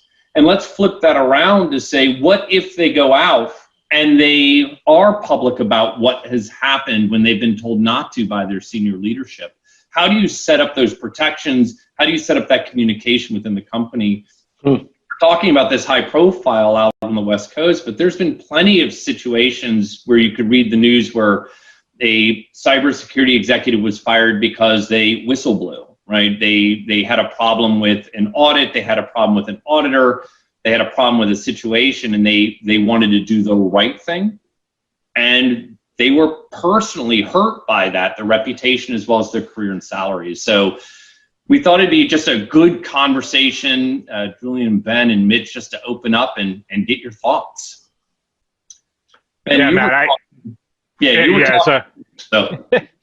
I was going to say that I really think it highlights kind of this change in or evolution in the role of the CISO, right? I think for a long time, CISOs came from kind of a technical background and were seen as subordinates of one of the other C-level roles. But I think ultimately, the CISO really needs to be seen as a true partner to the business and, at an equal playing field at that level, right? And some of the advice that we give in times of a breach or an incident sure, we want advice from counsel to understand like what the legal implications are. Many CISOs aren't lawyers and don't have that experience.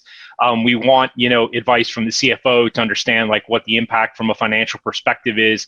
But ultimately, I think, it's not just companies, but I think it's external influences are starting to look at CISOs as ultimately being responsible for the advice that's given with regard to security incidents or issues.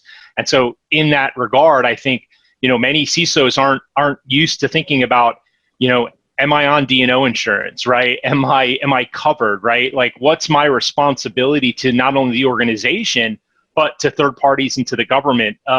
I was mentioning, and not to make this go too long, but I was mentioning to you guys earlier, I think that many people aren't aware that things are changing from a governmental and a regulation standpoint. So Department of the Treasury, I think on the 1st of October, just released guidance, and I don't think it's necessarily a change, but they're making it official policy from the Foreign Assets Control Office that payment to ransomware for cyber criminals, where those cyber criminals may be in restricted locations or individuals, is not legal. And so, you may get advice that, we should pay the ransomware just to make it go away and get it under the radar. One, that's illegal. Two, what's your duty to report that happened and that, you had an incident, both from the perspective of, the cyber resiliency of the company as a shareholder interest, also the financial interest that you made that payment, right? Well, let's be honest. Wow. I mean, let's really, if you think about it, you've said quite a few things here. Let's just hit with D&O insurance. I would be willing to bet you if we pulled in 500 CISOs that probably came from a very technical non-business background and don't have a real seat at the table, may work under a CIO, may even work multiple rungs under a C-suite executive. They may not even know what that is, not understand the implications. And you talk about laws and you talk about changes. It is interesting. I have been following that same situation when it comes to what's legal and not legal on paying ransomware.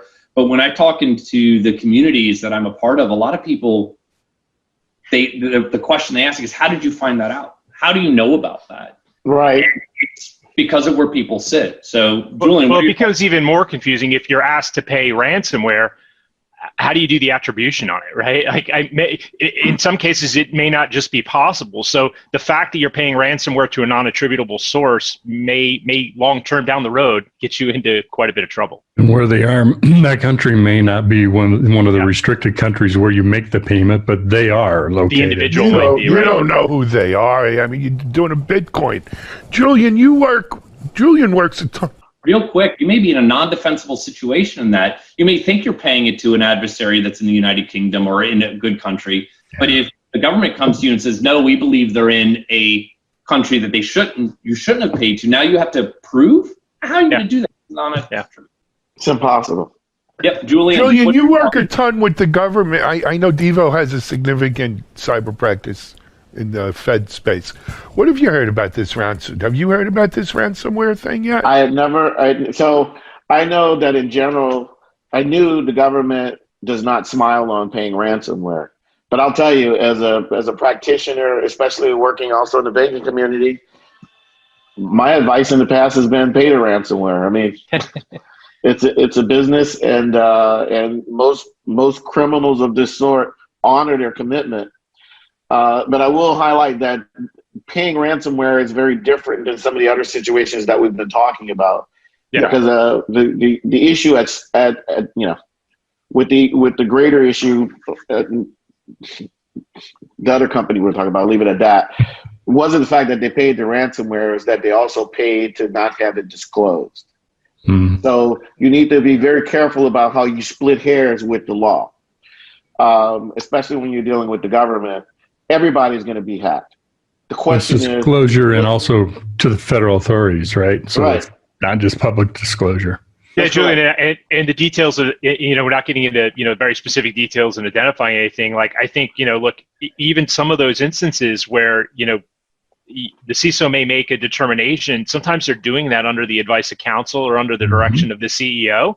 Absolutely. But that doesn't necessarily absolve them of, responsibility in some cases, right? Well, it never absolves them of responsibility. I think, to your point, like, D&O insurance is only one thing. D&O insurance deals with paying your legal fees, doesn't stop you from going to jail. So the key is to always have something in writing with management, because I'm going to go to something that you said at first, Ben, which is the CISO needs to be seen as a representative of the executive team. And if the industry didn't learn that from Target, then we're just all stupid. You had a guy who basically worked his way from the mailroom all the way to the top as CEO of that company. And because of the way the breach happened and the way the disclosures weren't done, an entire executive management team lost their jobs. Board members were physically sued. But for CISOs today, and to your point, it's a matter of understanding what it means for you to manage risk, for Ben to manage risk, for Matt to manage risk for the organizations that they're responsible for, of course. Security is an attribute of managing risk. And then in alignment with doing that, what's the risk that the corporation mitigates for you? Because again, it's not a question of when you're going to be hacked. You've already been hacked. The question is, what's the materiality and what's the ramifications from it? Isn't a big part of this, what you're referring to, is also whose authority or who has decision-making capacity in this, right? There's the advice of counsel, there's a reputation of the company, there's impact to the company, shareholders, et cetera. Yeah, oftentimes that's led through the CEO or the executive team or a subset together, all working to say, what are we going to do? Sometimes you don't want to report because you don't want to have it affect your cyber insurance costs. Right. Well, and I think CISOs often get caught up in this squishy middle ground, right? Of there's a discussion with legal and the CEO, right? But then there's also this ultimate responsibility to the board, but sometimes they're insulated from the board, right? In a subordinate way of a reporting structure. When ultimately, again, I think this really gets back to companies understanding the importance of cyber, understanding the importance of security to the organization, and 100%. Understanding that person really needs a relationship directly with the CEO and needs the ability to report directly to the board outside of that internal structure, to make sure that they're having that transparency. And that's ultimately what it's about. Like I listened to a talk one time from a lawyer saying, a lot of times mitigating these issues, even from a customer perception, is that transparency of the event happened, here's what we're doing about it, here's how we're remediating, here's how quickly we're recovering. And that can help out with the customer side. I think that transparency also helps out internally. It helps out with legal, right? And sometimes, ultimately, I think CISOs are probably going to need some type of external counsel to be able to have personal liability reliance, to be able to go out and say, hey, look, I have this thing. I'm ethically, I'm not sure how I do it. What's the advice of external counsel with relation to the role? And then I have the internal counsel with relation to my internal responsibilities. And ultimately, you've got to make the best decision for yourself in that spot. Yeah, and it's a lot of times CISOs are put in this weird predicament of, do I do the right thing for myself, my family, or do I do the right thing for the corporation? And I do quotes in the air, and I agree with everything you've said, but unfortunately there are a lot of organizations in the world where the CISO is just not going to get a seat at the table. Yeah, they're just not involved. And I've talked to CISOs in our community that keep getting pushed down, and when I ask, why are you down another rung, they didn't like hearing from me. They don't want to hear about the risks, right? They don't like the message. They don't like the story, and they go the other way. And I love the advice of external counsel and making sure that you're covered and doing the right thing. But I've also, I think us in the cyber community, you, Julian, and Ben, we have to continue to push for the fact that I would not work for an organization where I did not feel I have a voice. Exactly right. Yeah. Before I started at Unisys, when I was speaking to the executive team, I laid out what my expectations were, not because I'm something special, but I'm not willing to take a job where I feel like I could be at massive risk. And then it's about building your partnerships and relationships, right? Our chief ethics officer, compliance, what's your corporate crisis team look like? Yeah, but Matt, most CISOs who are friends of mine do not have your maturity around that, right? It's about the job, it's about the purview, it's about how big the team is, about the budget, and the thing they think about last is what are the ramifications if things go wrong. Because what you just said is exactly right. The CISO has to take responsibility for it up front, walking into the role. And that's what I mean around defining these guidelines around what the organization will be responsible for versus what you can be held responsible for outside of breaking the law. Julian, Matt, I agree with both of what you said, and I think the nuance there is that most people coming from that it's come from a technical side, right? And so they haven't been exposed to this area of the business, and stepping into the boardroom for the first time can be quite intimidating. Dealing with the CEO can be intimidating for people who aren't used to it. And so I think it's up to us as people who have the experience and who've done this before to kind of beat the drum, right? And I think when you go in for that interview for your first CISO opportunity, if they say, hey, you're going to be reporting to the CIO, I think that's a red flag. Like, we should look at that a little bit as a red flag, right? It's typical. I think to Matt's point, it's still typical. And I think, Julian, you mentioned this too. Like, if you look at the number of Fortune 500 companies that have, CISOs who report to the CIO, it's not a zero number, right? Yeah, it's probably 80%. Yeah, that's a problem, right? But we need to recognize that as an industry, and we need to keep highlighting that. And I think if you go into that discussion and you say, either with the recruiter or with the internal, when you're looking for that job, and you say, look, I'm really concerned, and I don't know if this is the right fit for me because this isn't a direct reporting relationship, and I think the importance of the CISO is X. I think that sets you up in a different caliber of role, right? I think you're perceived as a participant in the organization and not just somebody who's doing a role. And so I think that's important, is to set up the conversation right. It takes some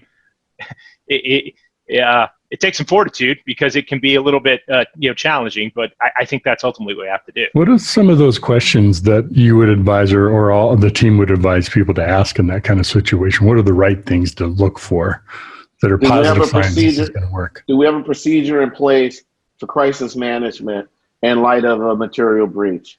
I mean, that's one of the first things, because that tells you whether you have a CEO and a board that are even concerned about it in the first place. If it's a large corporation and they haven't thought through that, that's the first red flag for me, that there's a lot of work to do here if I take this job. When's the last time the CISO has reported directly to the board? And how frequently? Is there how frequently? Is there a cyber risk committee? Not just a risk committee, because that could be just business, but is there a cybersecurity and risk committee? How often does it meet? Who is the chairperson? I mean, there are a lot of these questions, but I think Julian and Ben hit on something that's really important, and it's the background. I think it's easy for us to say, because Ben, with your background, Julian, with your background, you have business. So I will make the assumption that you both are very comfortable having a conversation with a CEO, a business executive, or a board about the business. No, it's fair. What I see a lot, though, is CISOs who get that opportunity, they get really excited, and they go in front of the board and they go, all right, my first slide shows we got attacked 4,000 times, and we stopped this many viruses. I've seen it 1,000 times. I agree with you. And it's the constant. It's the thing you hear from the board or from the CEO is, like, I'm not getting the data I need, right? But the CISO doesn't know how to do it, because they're exposing technical issues, and what they need to expose is business issues. It's a different level of conversation. Risk. Yeah, it's risk. It's risk. Yes. Guys, I got to get a word in here. This is the quietest I've ever been. I think one of the, and you touched on it a little bit, but let's be really clear. How many CISOs out there are first-time CISOs? They are grateful and eager to just have the job. They don't have the leverage, Matt, to do the say and demand the things you and Ben are talking about. Julian, to your point, right? Look, man, I've been a security admin, and I got my CISSP a bunch of years ago. I took some SANS classes. The last CISO got fired because he wasn't kowtowing to the CEO. And now they want to make me the CISO. And I'm going to get a big raise, and I got that C title. Alan, you're so right. I have a number of people who, they may not be first-time CISOs, but they haven't passed the third gig yet. They started off as technologists, not as business people. Even with their college education, it could have been in anything, English, whatever. It lent itself to technology and what they do. And you're right, they're grateful for the position. A perfect example for me is my first CEO opportunity. Before I even knew I wanted to be a CEO in a startup company, it got offered to me by a startup that was doing great in the Bay Area in the early 2000s. Turns out they were doing all kinds of things with backdating and everything else. And I would have been too ignorant and immature to even understand what the ramifications were. The flip side of that, though, is there's never been more education freely available to people to understand that their job, CISOs, is really about managing risk. Because I have a close CISO friend today. It is his first CISO's gig. He reports to the CIO, so I'm going to go right after what Ben said. CIO is a friend of his. It's a financial institution, and on the IT side of the shop, they're woefully behind in the practices that they have around core cyber hygiene stuff. You know, we use Qual as an example. Like, are our machines patched? Are we doing all of these things? And his peer typically isn't doing it. Yet the CIO is a friend of his who gave him this great opportunity. And half our conversations are, Julian, what do I do? Because if we have a breach, I'm aware of this. I have the reports that show it all, and I'm being held back from giving this information to management because my manager doesn't want me to get these other people in trouble. So that's real life.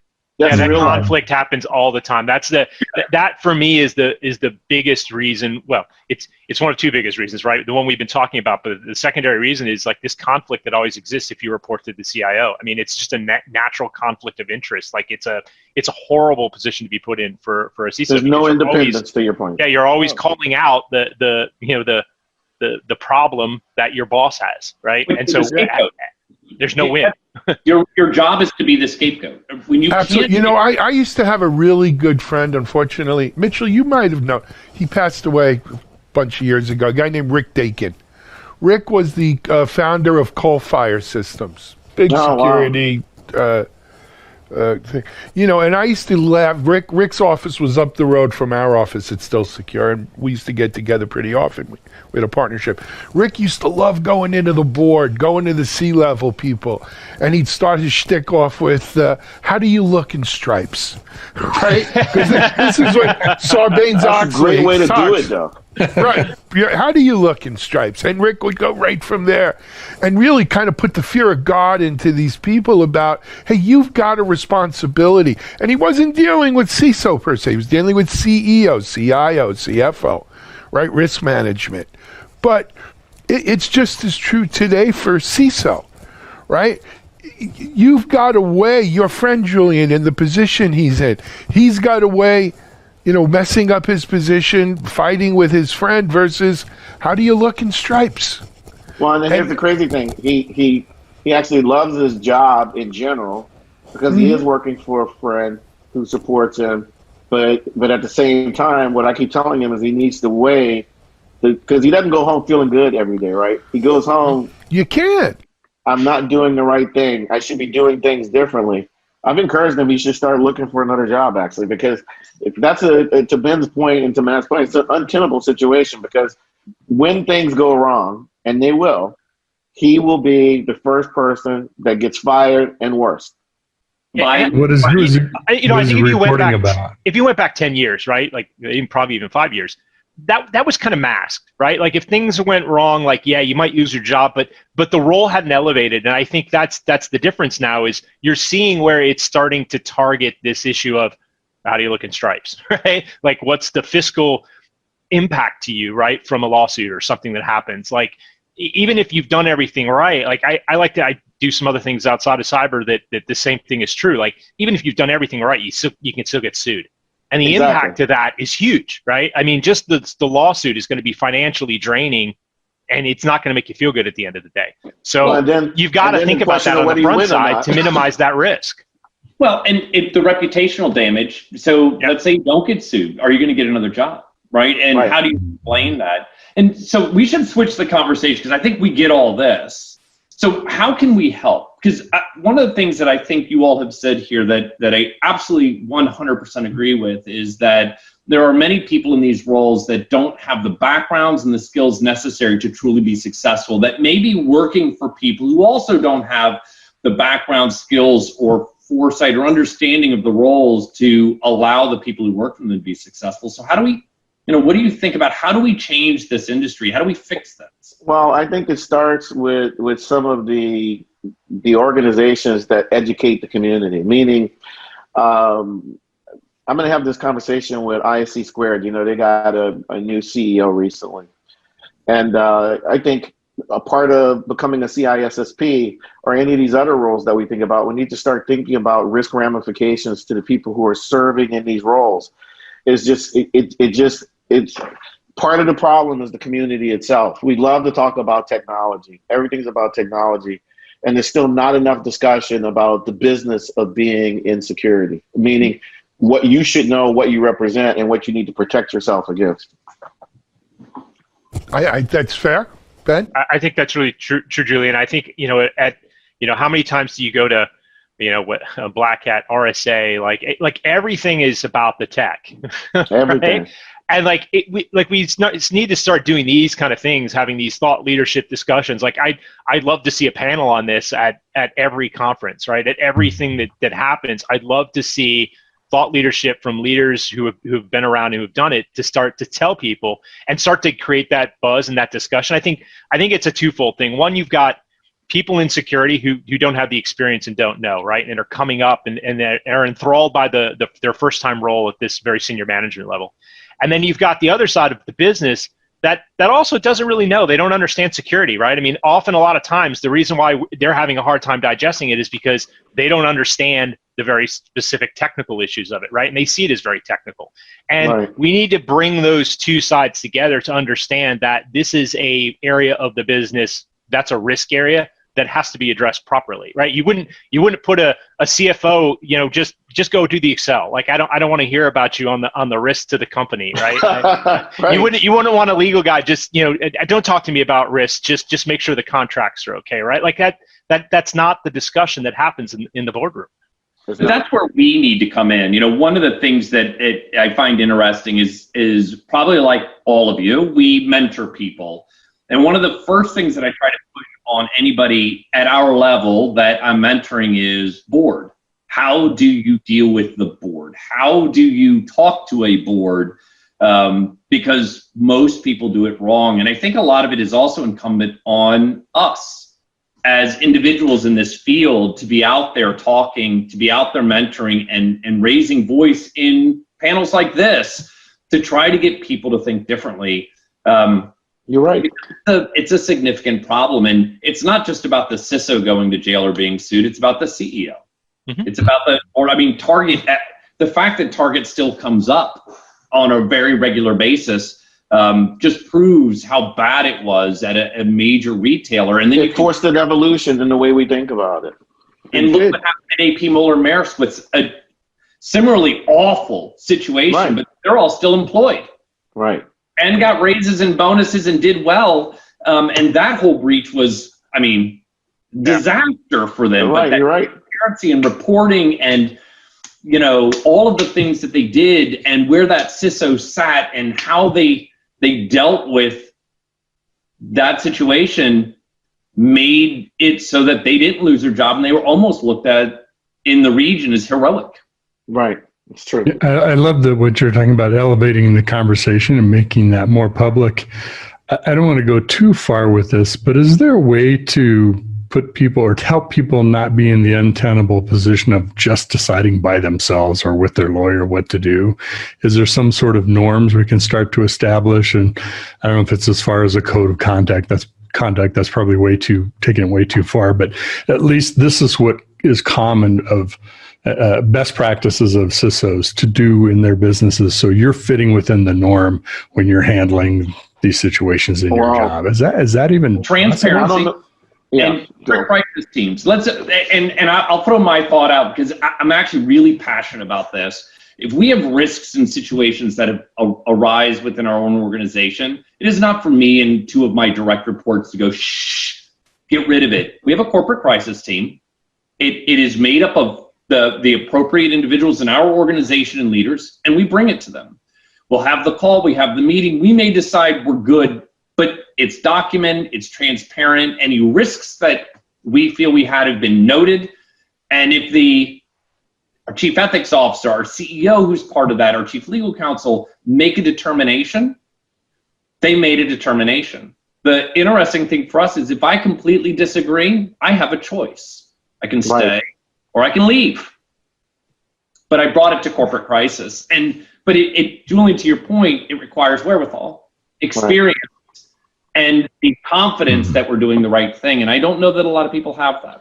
Well, so Mitch's point, though, because I'm sensitive to it because I try and do it, but it's how do we collectively come up with a way for CISOs and other practitioners to have something that they can fall back on, almost like a Bible of here's the things that you need to bring to bear when you're thinking about taking this position, or if you're already in a position. Like, you remember, Matt, one of the sounds things like we all agreed to publish a book right now.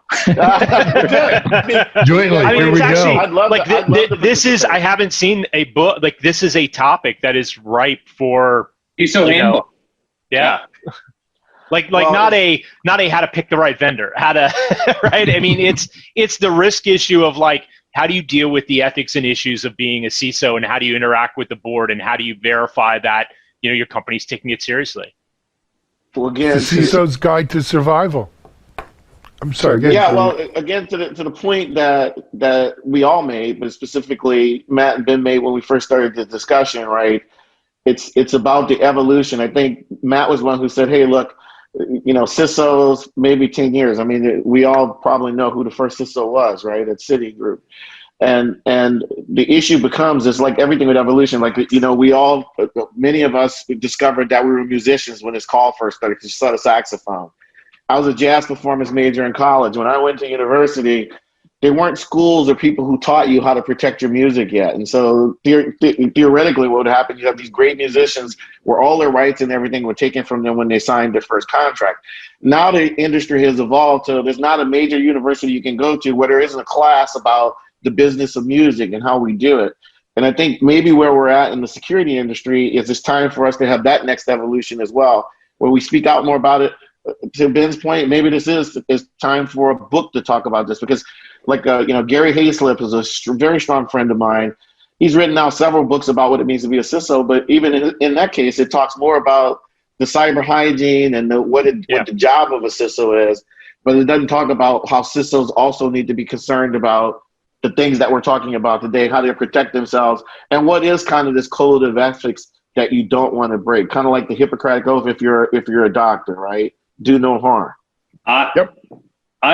Coming up with, you can't call it the Hippocratic Oath, but coming up with that, that to your point, that oath drives doctors. If the hospital tells them not to do something, they have an oath that they've taken when they became that CISO. That we're starting to see, and we started this whole conversation about the unfortunate situation, whether it's true, it's not true, whatever it be around a particular CISO who the Justice Department is looking at right now and filing charges against. If they had some sort of a Hippocratic Oath that they had tied themselves to and they violated it, that'd be one thing. Yeah, exactly. But if they didn't violate that Hippocratic Oath, but went against their corporation, that's a completely different. Have a leg to stand on, right? Absolutely. Very interesting. So Julian, you mentioned you're talking to ISC Squared, right? I don't know if it's a book or is there a CISO certification that we come out with? It could be. It could be both. That actually, part of that is the ethics of a CISO, right? Ethics of CISO and stuff like that. I think there's a training, right? I know that there are some CISO training programs, right? And they're out there, and I can't speak to the efficacy or the validity of them. But I almost wonder if there's like a professional organization of CISOs that needs to be started, right? Where it's like you do that. Part of it is like there is this, the Hippocratic Oath. There's a foundational component to it, but part of that is you become a member, and then there's some level of like mentoring. There's some level of being able to ask for reference on like I'm unsure how to deal with this, right? Like that's a must. We haven't done that. We haven't banded together, and we haven't said, look, it's like there's the CISO professional organization, and their best practice says that the CISO reports to the CEO, Their best practice says that you report at least quarterly, right? Like, and you can go into the board and say, look, like there's 1,000 CISOs that are part of this. They're part of, all of Fortune 500 is a part of it. And this is the accepted best practice for what we do. And if we don't do it, like we're taking a huge amount of risk by violating just best practice, right? Like, why doesn't that exist for us? I agree with that. Idea.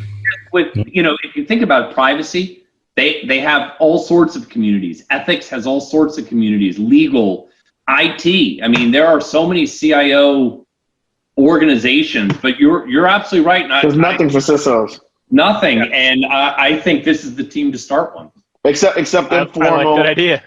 Except informal stuff that really focuses still more on concepts and ideals, but nothing that deals with the efficacy of being a CISO. Not the tech. It's a professional body, right? It's a professional organization. Yeah, that's the way it should be. Because unfortunately, that's what you're talking about. Is the evolution of how this CISO position came to be. Is it didn't come from people who went to business school and are now learning the tech.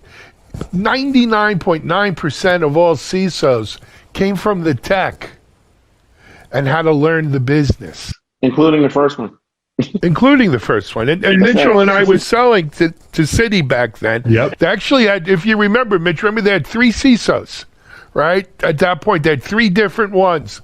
And, they told us that it takes 60 to 90 days to implement a patch. We were trying to sell vulnerability management. And it kind of blew my mind. Yeah. It hasn't changed much. Yeah, it's gotten worse. I guess I didn't need to qualify that. Hey, that's next week's episode. But no, I mean, seriously, if I was 15 years younger and had 12 things less on my plate, I would take this as a mission to go out and do it. Maybe someone out here is listening. Go do it. We need a CISO organization. I think CISOs would readily jump at the chance, and not only that, just to even have an ear, a shoulder, a trusted advice peer, a peer-to-peer relationship. A book, book that they can go, the Little Red Book of CISOs or whatever. Yeah, and it's a shame. Unfortunately, some poor SOBs may wind up going to jail over this, and whether you believe right or wrong. Right, it's going to happen, and that's a real problem, guys. We're about at the end of our time though, so I need to kind of wrap it up. I'm going to give each of you a chance though to kind of make your closing arguments, as long as we're doing legal, and we'll wrap it from there. Julian, you went last to start, so I'm going to ask you to go first to finish. Absolutely. And thank you. First of all, this has been an honor to be on this with you guys. I've really enjoyed it. In the concept of closing arguments, cybersecurity, just like any other function of a business, is there to support the business. Its design is not just to protect the business from attacks and all this other stuff, but it's to manage the risks to the business when those attacks occur. It is a serious job that requires serious attention that needs to be driven and managed from the top of the organization. And if it's not done that way, it will not be done well, and it will not meet its purpose. Absolutely. Ben? Yeah, no, that was good, Julian. I don't know how to follow that up. Yeah, no, I really believe that cybersecurity has evolved to a risk function, and it needs to evolve to a risk function. It needs to be taken seriously by the business. And I think it is really up to us as a community to band together and kind of move that ball forward. Both from as people who aspire to be CISOs, as well as companies who need CISOs to actually function and function well and securely. Fair enough. Mitchell. Yeah, I think this has been a call to action. I didn't expect that to come out of today, but whether it's fully this team or we inspire some others to be part of books, maybe something in the university setting, society, whatever that is, it seems to me a super valuable and noble thing to take on. I don't mean that in a too funny of a way, but it is something I think we need, and I hope that we together or individually do something with this call to action. Matt, take us home.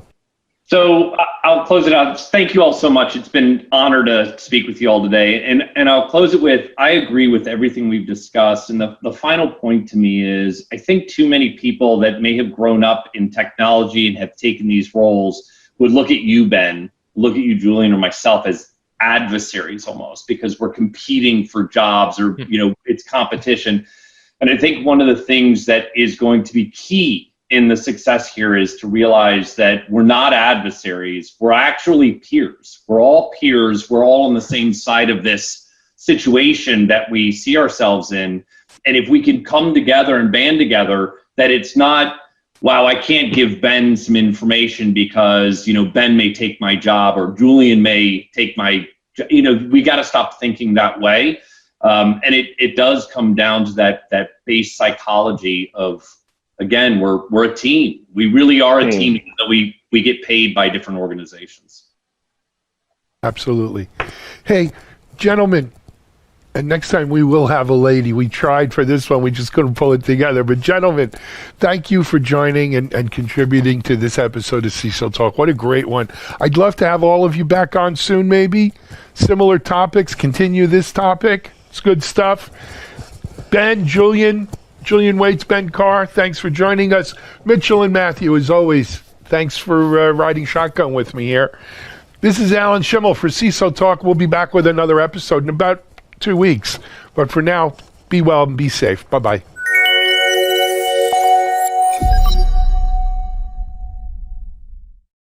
Hiring great DevOps and cyber talent is a huge challenge for technical teams. Cloud transformation is driving demand higher. You've tried doing it yourself.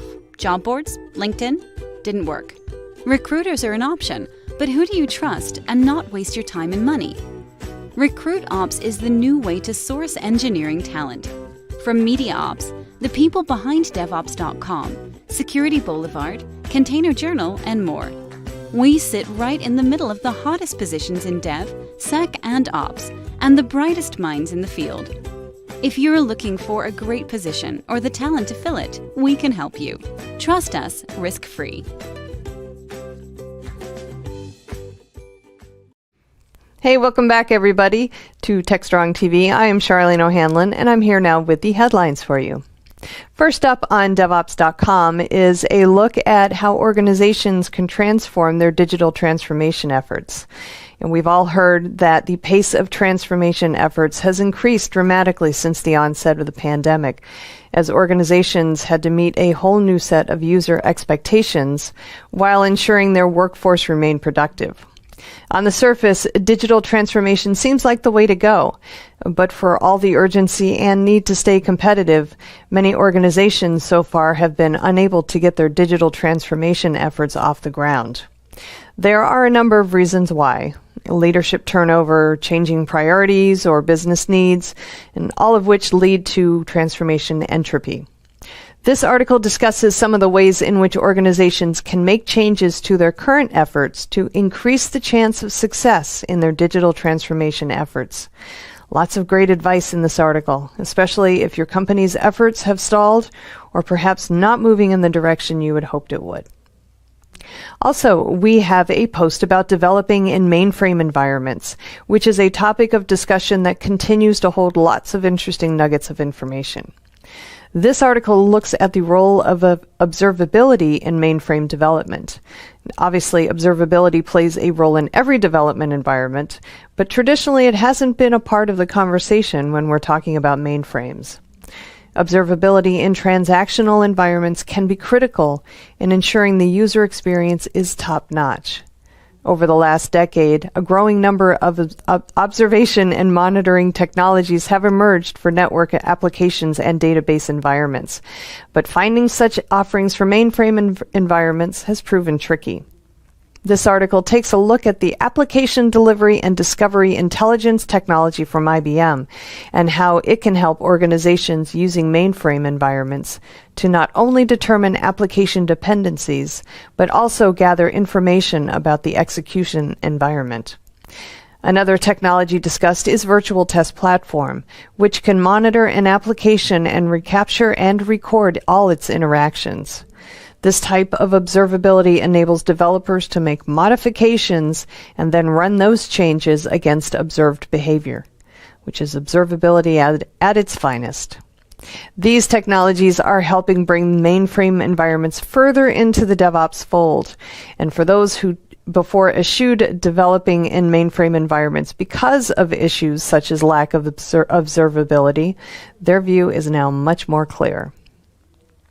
In news, HashiCorp has expanded its managed services offerings, making available its console service mesh as a managed service on the HashiCorp cloud platform. It also announced a managed instance of its HCP Vault secrets management platform on HCP. Currently, the HCP is hosted on AWS, but HashiCorp plans to make its managed services available on all the major cloud platforms long term. Console is a lightweight service mesh alternative that enables service-to-service networking and security via connection, authorization, and encryption. It spans both Kubernetes clusters and virtual machine platforms using the Mutual Transport Layer Security Protocol. It is an alternative to Istio, Kuma, and Linkerd, which are locked in a battle for service mesh dominance among users. On Monday's show, I mentioned the service mesh space will be seeing a lot of action. Well, here's some proof. Over on Container Journal, we have an article that looks at what Kubernetes Docker deprecation means to developers. On December 20th of last year, the contributors to Kubernetes announced the deprecation of the Docker runtime as of version 1.20. Considering the widespread, overwhelming, dare I say, unprecedented adoption of Docker, this is a big deal. Capital B, capital D. Among other things, deprecation of any API can have a serious impact on the way a software works. But as they say in the Hitchhiker's Guide to the Galaxy, don't panic. If you are using Docker in Kubernetes, you have some testing to do. And yeah, it's not going to be pretty sometimes. But it might also be a catalyst to other cloud journey efforts, such as accelerating the use of public cloud container tooling, or it might help your organization shift its focus to a more strategic effort so that future platform changes don't dictate the direction of its engineering teams. Chris Riley does a great job of explaining why this isn't the end of the world and how organizations can take Docker's deprecation and turn it into an opportunity, not a setback. Over on Security Boulevard, we offer up some advice on how organizations can secure SSH keys in multi-cloud environments. SSH is a great authentication method, especially in remote and distributed working environments. But managing SSH keys can be difficult, especially considering the amount of chaos in most IT environments. People come and go, workloads are spun up and torn down, and it can be easy to lose track of private SSH keys throughout the network. But all it takes is one of those private SSH keys to be compromised, and your entire network is vulnerable to attack. This article offers up some best practices for organizations to quickly mitigate SSH-based attacks and establish key management processes. SSH keys often aren't part of the security conversation. The largest and most complex areas of cybersecurity. And much of the complexity comes from continuous data discovery, classification, and isolation.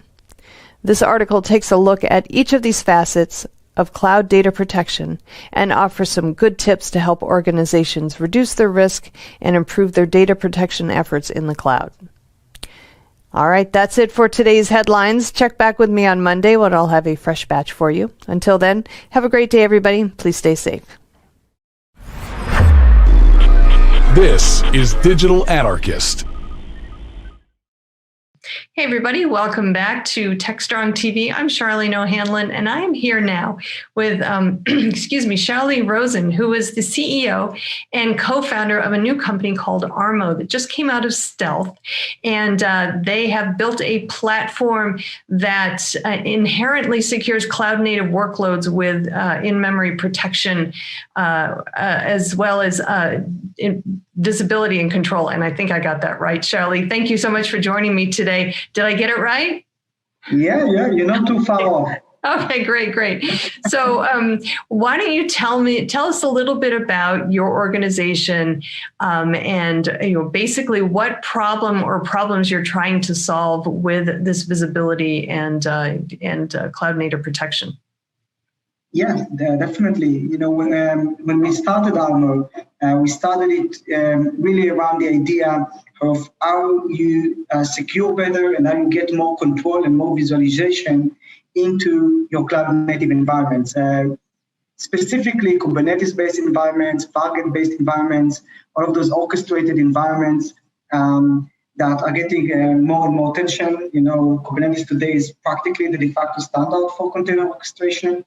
And the mess that they create, okay? If you think about Kubernetes and container orchestration, really what's happening there is that there is like these platforms, I would say, embrace chaos in a certain way. They kind of like make everything happen. They don't tell you exactly how they do that, and you don't know exactly what's going on, but things are working, and that's great. But when you start to think about how do I really control this environment, if I need to do compliance, if I need to understand which data sits where and where is my PII, and if I don't want to know which microservices are accessing other microservices, which ones are open to the world, and if I want to be secured, that becomes a problem. So we felt like there is a layer missing there to provide you all of that visibility and control, and that existing solutions, which usually architectures which are based on sidecars or eBPF is lately coming more and more prevalent, are just not making it happen in the right way. And we created this really seamless fabric that you can put into your Kubernetes and cloud native environments to enable you in a unified way all of these capabilities. Okay. All right. It's interesting because we've been hearing more about container security and the need for it as this technology has become more mature or more embraced by organizations. But why do you think container and Kubernetes security has kind of lagged behind the forward movement of the technology in general? Well, I think security historically, has always been around trying to understand the environment, map it out, and find vulnerabilities, and find where are the holes, and then close them, okay? So that's kind of like what security architects, that's how they were raised, and that's how they were educated. Now come these environments where speed is everything, and change is kind of constant, and there is no normal, and you just can't create that baseline. And that's why they find themselves continuously chasing, new vulnerabilities, new holes, and there were just not enough tools that were equipped to deal with this quick change. And that's part of what we and other companies, and try to bring to this market. If I have to think about what's happening in this market, like the last 5 years has been really about shifting left and being able to secure the CI/CD, chasing and figuring out all of the vulnerabilities, making sure that the environment is hygiene. Mm-hmm. But now the next 5 years, at least in my mind, is going to be around runtime, containers in runtime, and how you can actually create resiliency and visibility into what's happening there. Interesting. All right, great. I understand that, the ephemeral nature of containers, I guess, offered kind of that perceived inherent level of security for a lot of folks. But, considering the increasing levels of container breaches and malware that's been targeting containers, I wonder, do you think that was a misguided thought? I mean, should we have maybe been a little bit more careful about the container security landscape? Well, I think there is something inherently more secured about containers. Their lifespan is shorter. There is like the immutability, which is very, very important. So all of the ingredients to create better security are there. It is just that you cannot ignore, the fact that attackers know about this. Attackers are very, very sophisticated. If you think about the latest type of attacks, like fileless malware-based attacks, you can see how attackers, they make sure to stay under the radar. They keep a very low footprint for their attacks because they know what we do. We know how we work, to secure these environments, and they know that all of the anomaly detection is there. And that's why we felt in Armor that there is a need for new and refreshing way to to actually protect those environments. And that's why you mentioned the in-memory part of our solution, which we feel is going to be critical as attacks are going to get more and more sophisticated. Yeah, I agree. I think that's a great approach to containers and Kubernetes security, and the in-memory protection is going to be huge, I think, moving forward. And you also mentioned container runtime security, and I think that's definitely something that we'll have to keep our eye on. Where else, is there any other direction that you see container security and the whole container security space going from here? Because we've certainly learned a lot of lessons over the last year or so regarding container security. One thing that we at Armor are strongly believe in is, as we go forward and we adopt more and more containers and we adopt cloud technologies and cloud architectures more and more, the next thing that is going to happen is that data is also moving to the cloud. And if you think about today, container security and data security are almost like two different minds, two different stakeholders, two different systems, and this has got to merge in the cloud, because data will be so much federated in so many different places, accessed by so many different microservices. What I think is going to be happening in container security and data security in the next 2 years or so is that there's going to be some convergence there. You will not be able to solve those two problems separately.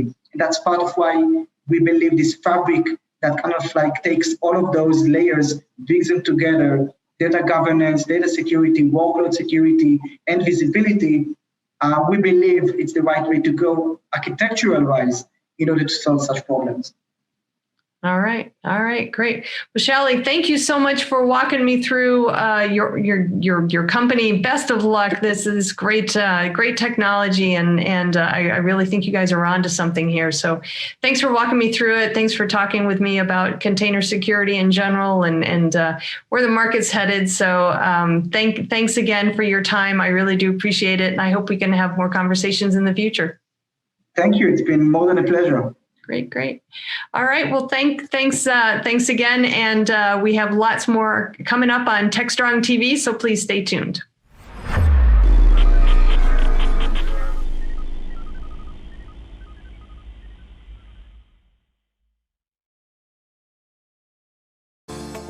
Disruption is occurring across every aspect of IT. Open source, cloud services, DevOps, and cloud-native software architectures are democratizing IT and radically transforming how business is done. The old ways of creating software and doing IT are being replaced with agile, flexible, faster, and cheaper methods, benefiting vendors and users alike. Accelerated Strategies Group is out to democratize access of industry expertise and knowledge. We use our expertise and experience to offer insightful, intelligent, useful information in a variety of formats relevant to the IT community, digital events, videos, reports, assessments, workshops, and implementation projects with tech vendors, IT organizations, and business leaders. We widely and openly share our work products, often for free. Analyst reports these days aren't worth more than a graph or chart that tells a story or illustrates a market trend. We work with developers, DevOps teams, cloud architects, security engineers, and transformation leaders most every day, creating and implementing transformational strategies and technologies. We're not just thinkers, we're also doers. Hey everybody, happy Thursday. This is Charlene O'Hanlon, and I am here now with the webinars preview. As always, I tell you that we have so many great webinars coming up on DevOps.com, Container Journal, and Security Boulevard. Here are 3 that are coming up very soon, in the hopes that you can mark your calendar and attend. The first one is happening Tuesday, February 9th at 1 p.m. Eastern on Security Boulevard. It is called How 2020's Top 5 Attacks Reveal the Coming Cyber Threats in 2021. This one is sponsored by Acronis. In this webinar, the folks from Acronis will examine the most common and devastating attacks from the last year, I believe the top 5, and they'll reveal the cyber threat trends that will dominate 2021. They'll also explain how organizations can enhance their cyber protection strategies to reduce their risk to avoid costly downtime. This is definitely a webinar worth checking out if security is on your mind, and I am quite sure that it is. So definitely check this one out. Next one we have is a live hacking session. It's called Finding Vulnerabilities in Your Cloud Native Applications Before They Find You. Like I said, this is a live hacking session. It's going to be so cool. It's happening Wednesday, February 10th at 11 a.m. And it is sponsored by Sneak. It's going to be on Security Boulevard, obviously.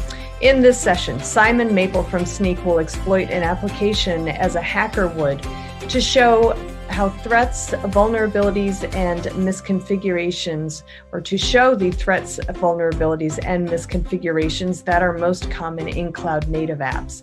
Then he's going to show you how you can protect your application through clear remediation actions and best practices for each attack scenario. Good stuff all the way around, especially if you are working in cloud native environments. We all know the threat landscape in cloud native environments is increasing. The container security, Kubernetes security, those are big hot topics on Container Journal. And so this is definitely a webinar not to miss if you are working in a cloud native environment. The final webinar I want to let you know about today is called Best Practices for Developers to Master Security. This one is happening Wednesday, February 10th at 1 p.m. Eastern on DevOps.com, and it is sponsored by WhiteSource. In this webinar, we have Anna Rosine, who is the Director of R&D at WhiteSource, and Shiri Ibsan, who is the Director of Product at WhiteSource. They're going to show how handling security can be quick, efficient, and integrated into daily workflows. They'll share their hands-on experience in managing open source components with WhiteSource tools. And some of the takeaways from the webinar will include a practical advice on testing, managing, and fixing vulnerabilities in open source code packages, the tools and processes to handle security in a fast and effective way, and how to empower developers with security data through prioritization and remediation tips. Good stuff all the way around. That is definitely a DevSecOps webinar worth checking out. All right, guys, that's all that I have for this edition of the webinar's preview. Please check back on Monday when I will have a fresh new batch for you. Until then, have a great day and stay safe.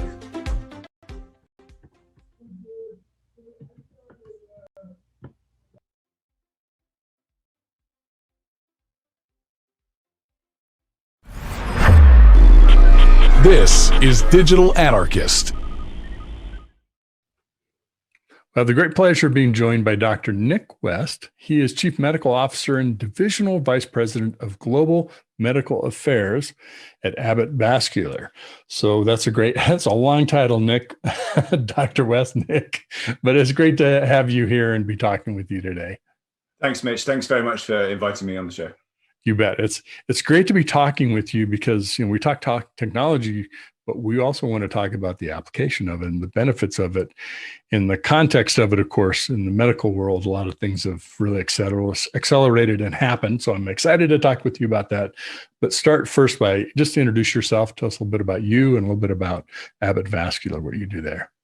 Sure. Thanks very much, Mitch. So as you read out my long title, so I won't repeat that again. I'm the Chief Medical Officer of the Vascular Division of Abbott.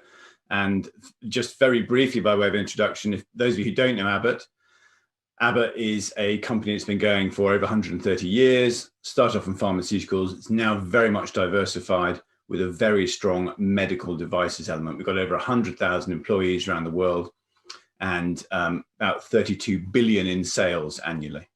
So in the medical device space, one of the divisions is vascular, and that covers both coronary, i.e. the arteries related to the heart, and also what's called endovascular, which is the arteries generally to the legs, to the head and neck, the carotid artery, and the renal arteries. It can be any blood vessel. So fixes inside of blood vessel is my stock in trade. And I took on this role, I guess it's approaching 18 months ago now. And before that, as you can tell from my accent, I practiced in the United Kingdom. I was an interventional cardiologist, so I was putting these devices in, things like coronary stents, balloons, and so on. And now I'm helping to advise, and I hope affect the strategy somewhat of the company as we move forwards in the 21st century. So that's who I am. Started as a doctor. Now I'm gone to the dark side. I'm in industry, and very excited to talk to you about some of the developments that we've got coming up. Excellent. I'm really interested to hear that So we were chatting just a little bit before we got started about how things have accelerated so much with COVID, and I always say, there's the tragic side of it, and we don't mean to diminish that, of course, the impact that it's had on all of us and in our families, in our lives. It's also changed how we work and in the market, how customers think about services as well as how we deliver them. How is that? I know you had an announcement in December about some virtual reality-based training for this, but maybe talk more what you've seen the impact of the change in the market in your industry, in the medical industry. Sure. So, it's been a tough time for the world, for businesses, for people. Let's not beat about the bush. And I think it's fair to say that for many sectors that are in the process of servicing customers, whatever you view the customers might be, whether you might think hospitals, physicians, or patients are our customers, I'm not quite sure which it is. One of the positives that has come out of the awful thing that's been the COVID-19 pandemic actually is the way that it's really allowed the acceleration of so many technologies. And if I think about, the emergency authorization of potentially life-saving vaccines, tests, and I should probably mention, remiss of me not to, the Abbott Diagnostic Division has been involved with 8 different COVID diagnostic tests. There's also been a big drive for telemedicine. As you may know, Medicare authorized the use of telemedicine for follow-up.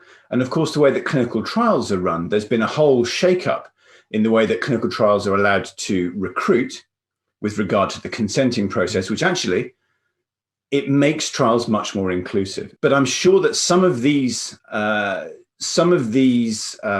new innovations will stick. We will incorporate some of these, and we may not get back to the kind of normality we knew before, but somewhere between here and there. And I think you mentioned our OCT virtual reality training program. Maybe I'll just say a few words about that. As you say, we launched it last year and announced it in December.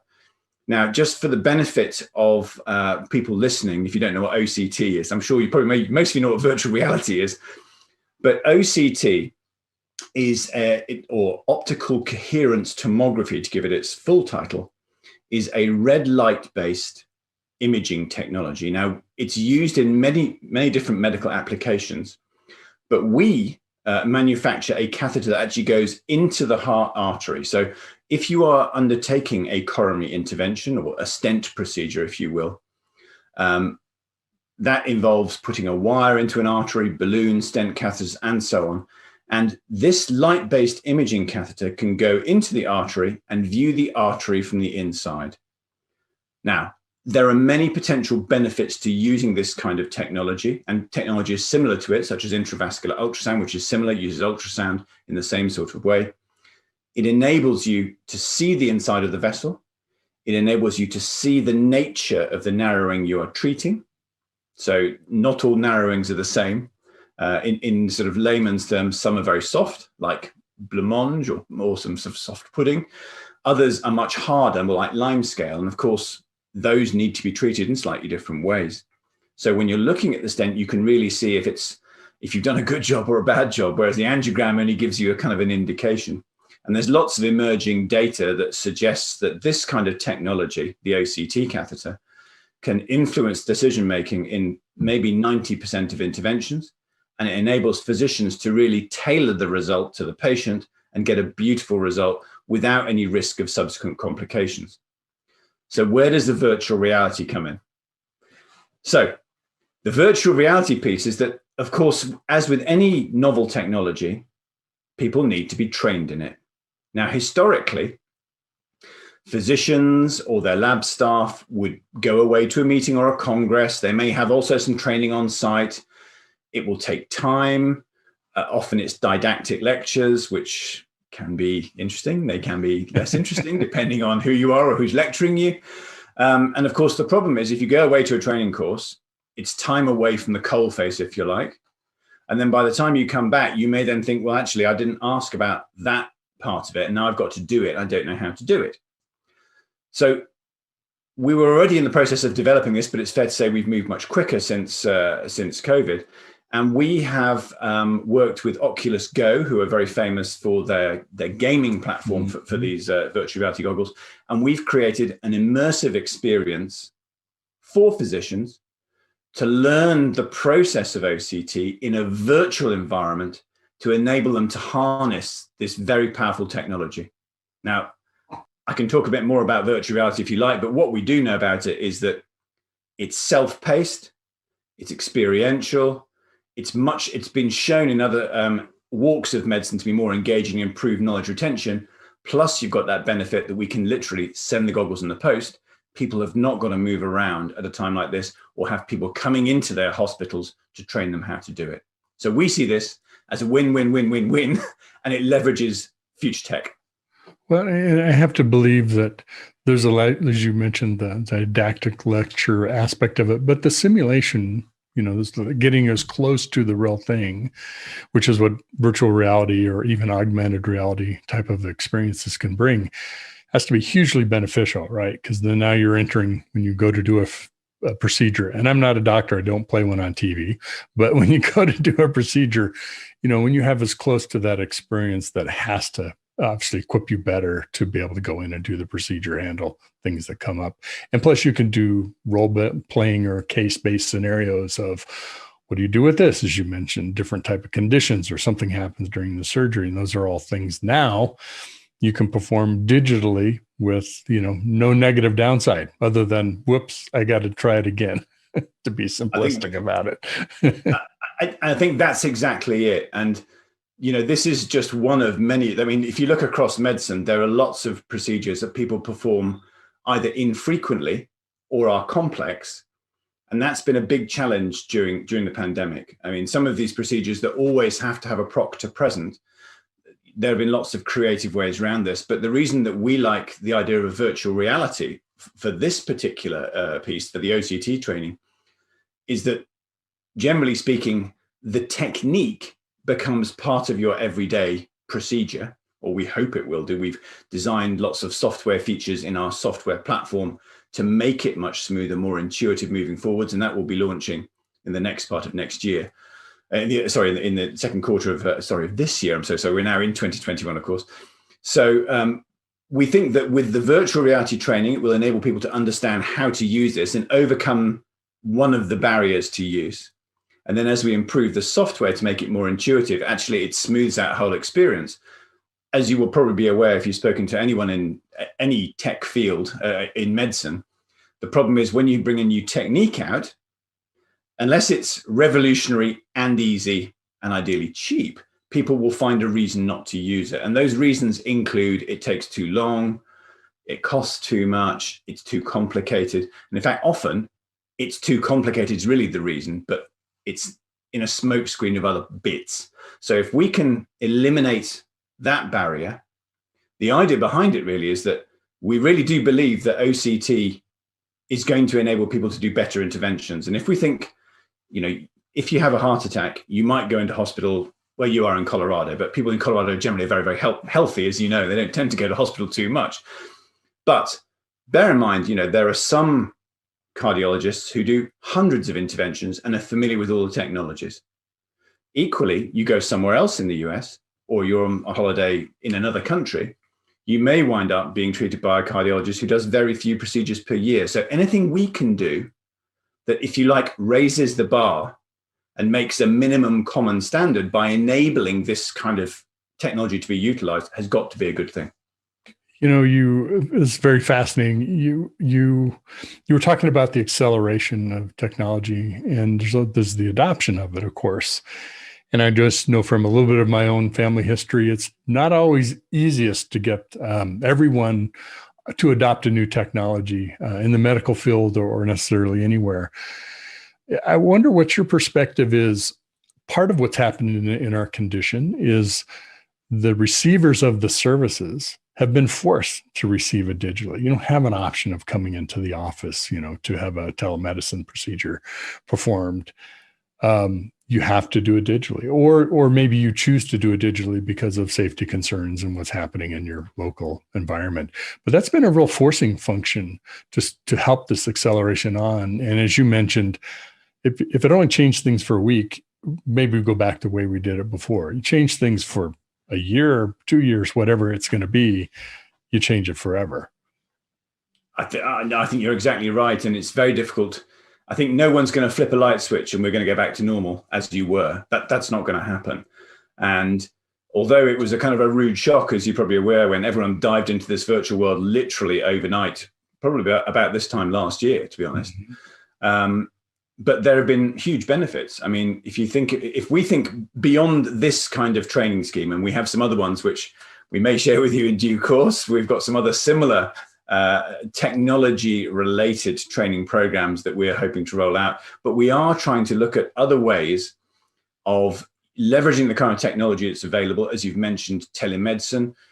We've not mentioned it, but of course, remote sensing, looking at ways that we can engage patients better. Patients often feel that their entire medical journey, if you like, is made up of discrete, slightly disjointed episodes, and no one takes ownership of the whole piece. And we're looking to see how we can use technology and data-driven insights to do something about that. And I don't want to just chuck out the words machine learning and artificial intelligence, because they're used like a band-aid in many parts of medicine to say that's how we're going to solve it. But we are actually using those techniques. We've run some algorithms on previous trial data to see if we can detect the patients who are going to run into bother. We're using it in our future iteration of our OCT software to help enable physicians to detect certain features without having to learn what it looks like. The machine will tell them what they're seeing.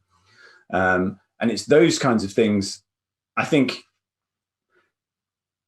we need to think beyond actually just doing the procedure and more about what happens outside it.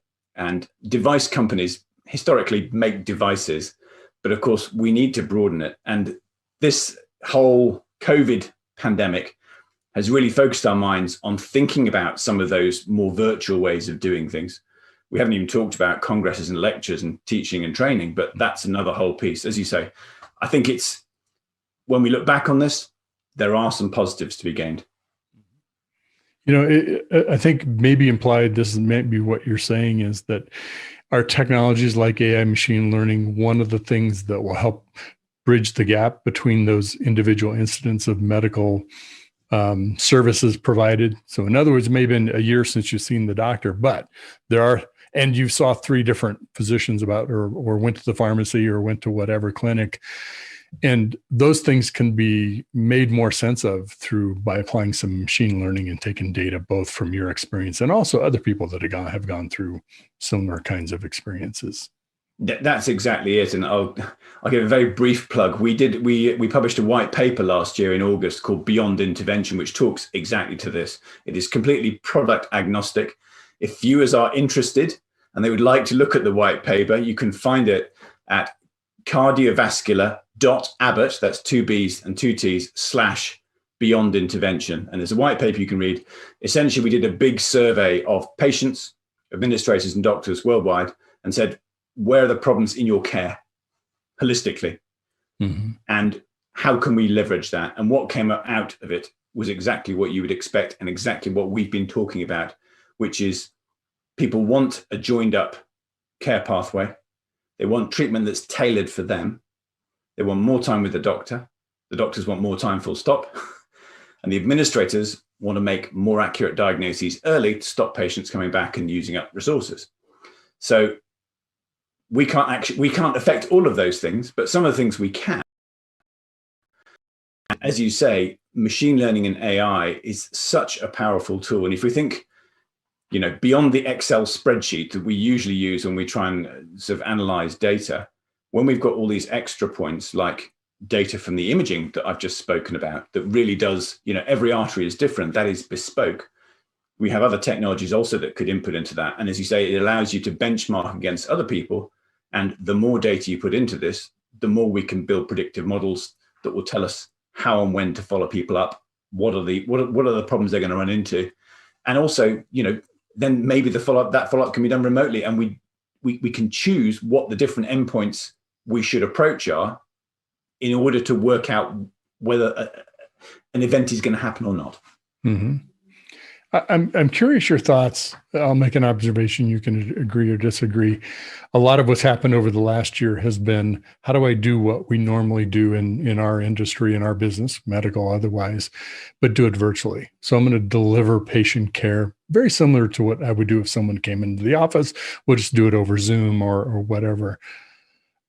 There's also the idea of, okay, now if you're really going to rethink how you deliver patient care or deliver services in a completely virtual world, where maybe coming into a location or an office is the exception rather than that's what we're trying to mimic.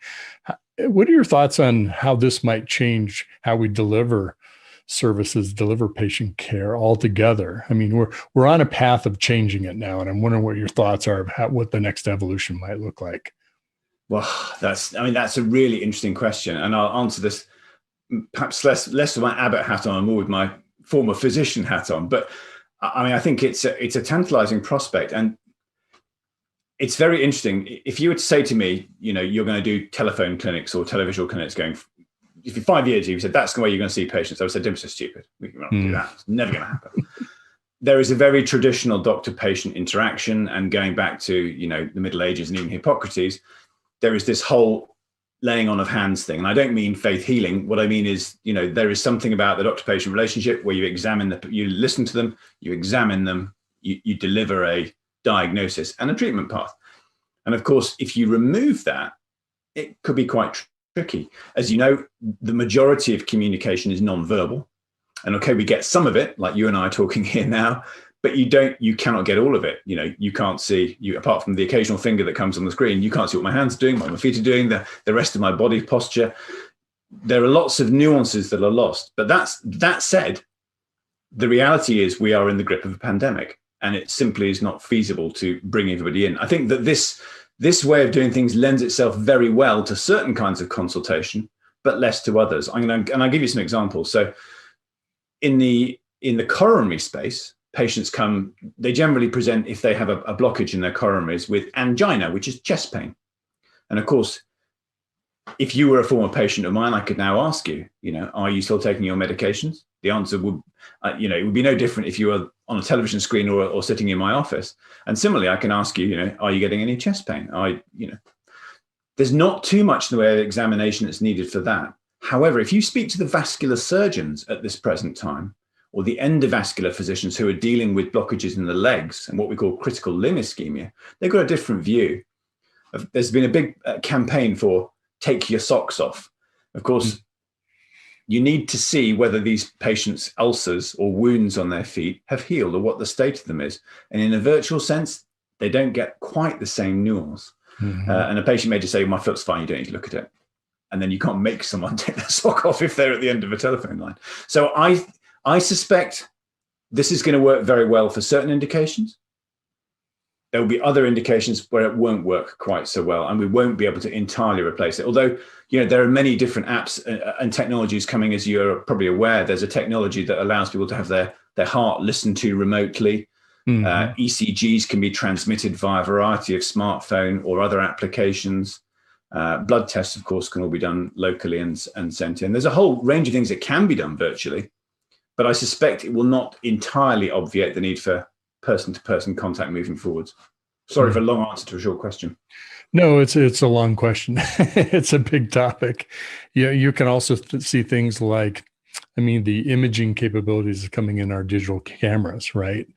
And the ability to add perception, HDR type of, XHDR type of technologies that are what might be coming in the future that would help us. I'm going to send you a picture which is much better fidelity in a not just two-dimensional world, but be able to get at least some perception, because a lot of times you can't see things in a picture that you'll never see it, that you'll see it in person. Yeah. Well, in fact, interestingly, we're running a trial at the moment, and the trial was planned to start before COVID had sort of come to the fore, and it's a trial of critical limb ischemia. And in fact, our core lab is working partly on photographs of high resolution photographs of the wounds on feet. So yes, that's been embraced to a degree, but of course it's something that's not been really truly tested at this stage. And it is, I wouldn't say it's make, do and mend, but it's leveraging a technology without clear evidence at the present time that it equates to what we would refer to as standard of care. But, we have to feel our way. Well, and it seems like we're generating data day by day on the efficacy of delivering services this way and learning of how to do it better. So it's ripe for innovation, just as the medical field has always been, right? Yeah, I think so. And the thing that is most fascinating is the way I think that, for example, in our own corporate digital transformation, we are taking advice from completely historically disparate sources. Non-medical groups have done many of the similar processes and maybe ahead of the device field in some ways, and leveraging some of their experiences and the way that they have changed the way they operate can actually inform what we do. Yeah, I've seen references like that made, and maybe one of the sources you're talking about, even the gaming industry and gaming engines and how that can be utilized in business applications and things that we're talking about. I mentioned about engaging patients, and one thing that we are trying to look at is to see whether there are maybe some software applications that we can look to engage patients. And as you know, great buzz phrase of the late 20th, early 21st century is gamification. And a lot of this, how do you get people to engage with these kinds of virtual technologies? What's in it for them, rather than just a slightly dry sending your symptoms through or what your temperature might be or whatever it is. There has to be some sort of engagement for them. And there are, some platforms that will allow patients to look at their own goals, which actually maybe in the 21st century, we've always looked at, as physicians, we look at hard endpoints in studies. We look at deaths, we look at amputations, we look at heart attacks, strokes. But in actual fact, sometimes patients, I won't say they don't care about those things, they obviously do, but they're more interested in, they will take the risk of an adverse outcome if they can get to their goal, which is to walk to the shops without getting chest pain, to play with their grandchildren without getting pain in the legs, or whatever it might be. So I think that's an enormously positive step forwards. And I think we wouldn't be at the stage of thinking about doing that were it not for the fact we've had this huge virtual pivot. Well, may you live in interesting times, as they say, right? The Chinese proverb.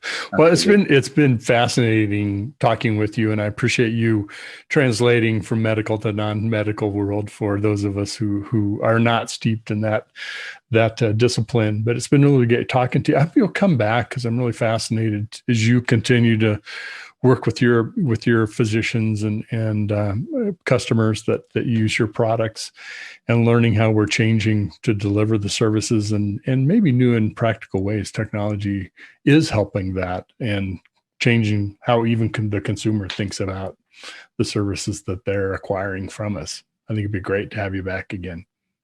Mitch, I'd love to come back, and I hope we'll have some more exciting news for you later in the year that will be worth discussing, rather than me discussing the same OCT VR piece again. But it's been great. It's been great to talk to you. Thanks very much for having me on. You bet. Great to talk with you, and look forward to that news. So take care. It's been Dr. Nick West, who is Chief Medical Officer and Divisional Vice President of Global Medical Affairs with Abbott Vascular. Thanks, Nick. Appreciate you being here today.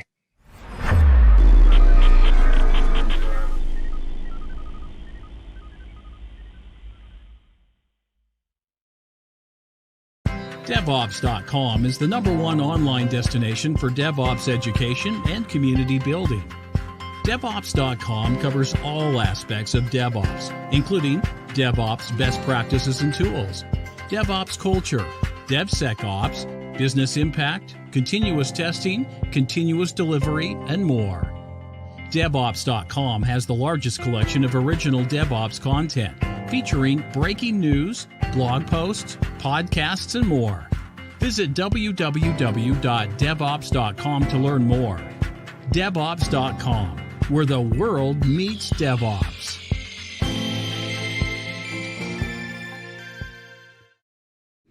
All right, finally today we have Mike Vizard talking with Scott McCarty from Red Hat. They're talking about the deprecation of Docker by Kubernetes and what it means to the industry at large and really what it's all about. So let's give it a listen. This is Digital Anarchist. Hey guys, thanks for the throw. We're here with Scott McCarthy, who is a technical product manager at Red Hat. Scott, welcome to the show. Thank you. Thanks for having me, Mike. So there was this little bit of brouhaha around the deprecation of Docker as we know it within Kubernetes. And then there was originally going to be some different engines. And then we had conversations about shims, and I think everybody's generally confused. So maybe walk us through who did what to whom, when, and why anybody should care. Yeah, absolutely. I think people got scared because they saw this word deprecation, the word Kubernetes, and the word Docker in the same sentence, and that makes people nervous, right? It's actually, for the people that have been paying attention, it's been a long time coming. There was this bit of code that basically made Kubernetes talk to Docker at the highest level. And it was always part of the Kubernetes code base, because originally Kubernetes was hard coded to only talk to Docker. And then when CoreOS basically said, hey, we want to support Rocket, which was a competing container engine at the time, that competed with Docker. And they were like, you should make this a standard, a standard so that we can talk to any container engine. And the world said, yeah, okay, that makes sense. I guess people want these different container engines for different reasons. So they made this CRI standard, container runtime interface. They confusingly named it runtime, even though it's like a container engine that it talks to, because actually one layer lower is the runtime, like run C is the runtime. But nonetheless, with a strange acronym, we do have a standard that like allows the Kubernetes, the kubelet, which is part of Kubernetes, to talk to the container engine. And so when they made this standard, they still used that same piece of code that was hard coded into Kubernetes. They kind of separated it out into this thing called a Docker shim. And so then they basically use that code to then turn the CRI, request, which you can think of it as a protocol, into Docker requests. And so it was kind of like this little API translator that was sat around forever as part of the code base. And everyone knew that eventually the world was kind of going towards these CRI native, runtimes like Containerd and Cryo. And so like the people that were paying attention kind of knew this wasn't that big a deal. And actually Red Hat had went through this almost 2 years ago now when we launched OpenShift 4, because we moved from Docker to Cryo. And so we kind of seen this all coming. And actually I'd handled a lot of the fire from that, trying to explain what that meant to people. And the short answer is it really doesn't mean much to a lot of people. It's kind of like the wheel bearing in your car. It's a wheel bearing in a race car, I should say. In a race car, you're like, I want them to be high quality, but I don't even really necessarily need to know what brand they are. And that's, for a lot of people, that's what this change means. It's just like something down in the stack that they don't notice.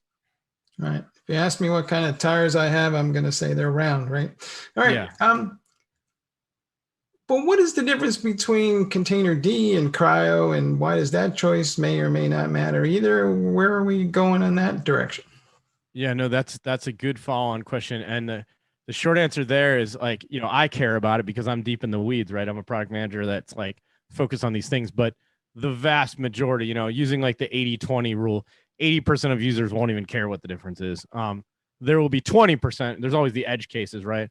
They'll care just for some weird feature or something like that. But a lot of that gets kind of offloaded to the platform. So if you're like using, for example, OpenShift, it just comes with Cryo. And then, the Cryo team is building features that work well with OpenShift. You might not even notice them. There's like these caching features and all these kind of low-level things that you wouldn't even notice as an end user, except that you'd notice, oh, my container builds happen fast. Oh, my container runs happen fast. You'd care about the steering and performance of the car, but you wouldn't know what brand the tires are, why it's sticking to the road better. The same is true with the cloud providers, really, to be honest with you. Like, it's weird. People love a good, they love a good controversy. They're like, oh, Containerd versus Cryo, a big epic battle. But in reality, it's just not super exciting to, the cloud providers have their little features they want for certain things. And a lot of them, if, some choose Containerd, some big environments choose Cryo. They're roughly approximately the same. They both are CRI compliant container engines. Yeah. You guys are building a lot of tools around Cryo, and I think there's Builda and a few other things with cute names from Boston, I guess. But why does that matter, and how does Cryo kind of enable you to kind of go build that? As I understand it, it makes the containers a little more orchestratable, I guess is the phrase I'm looking for.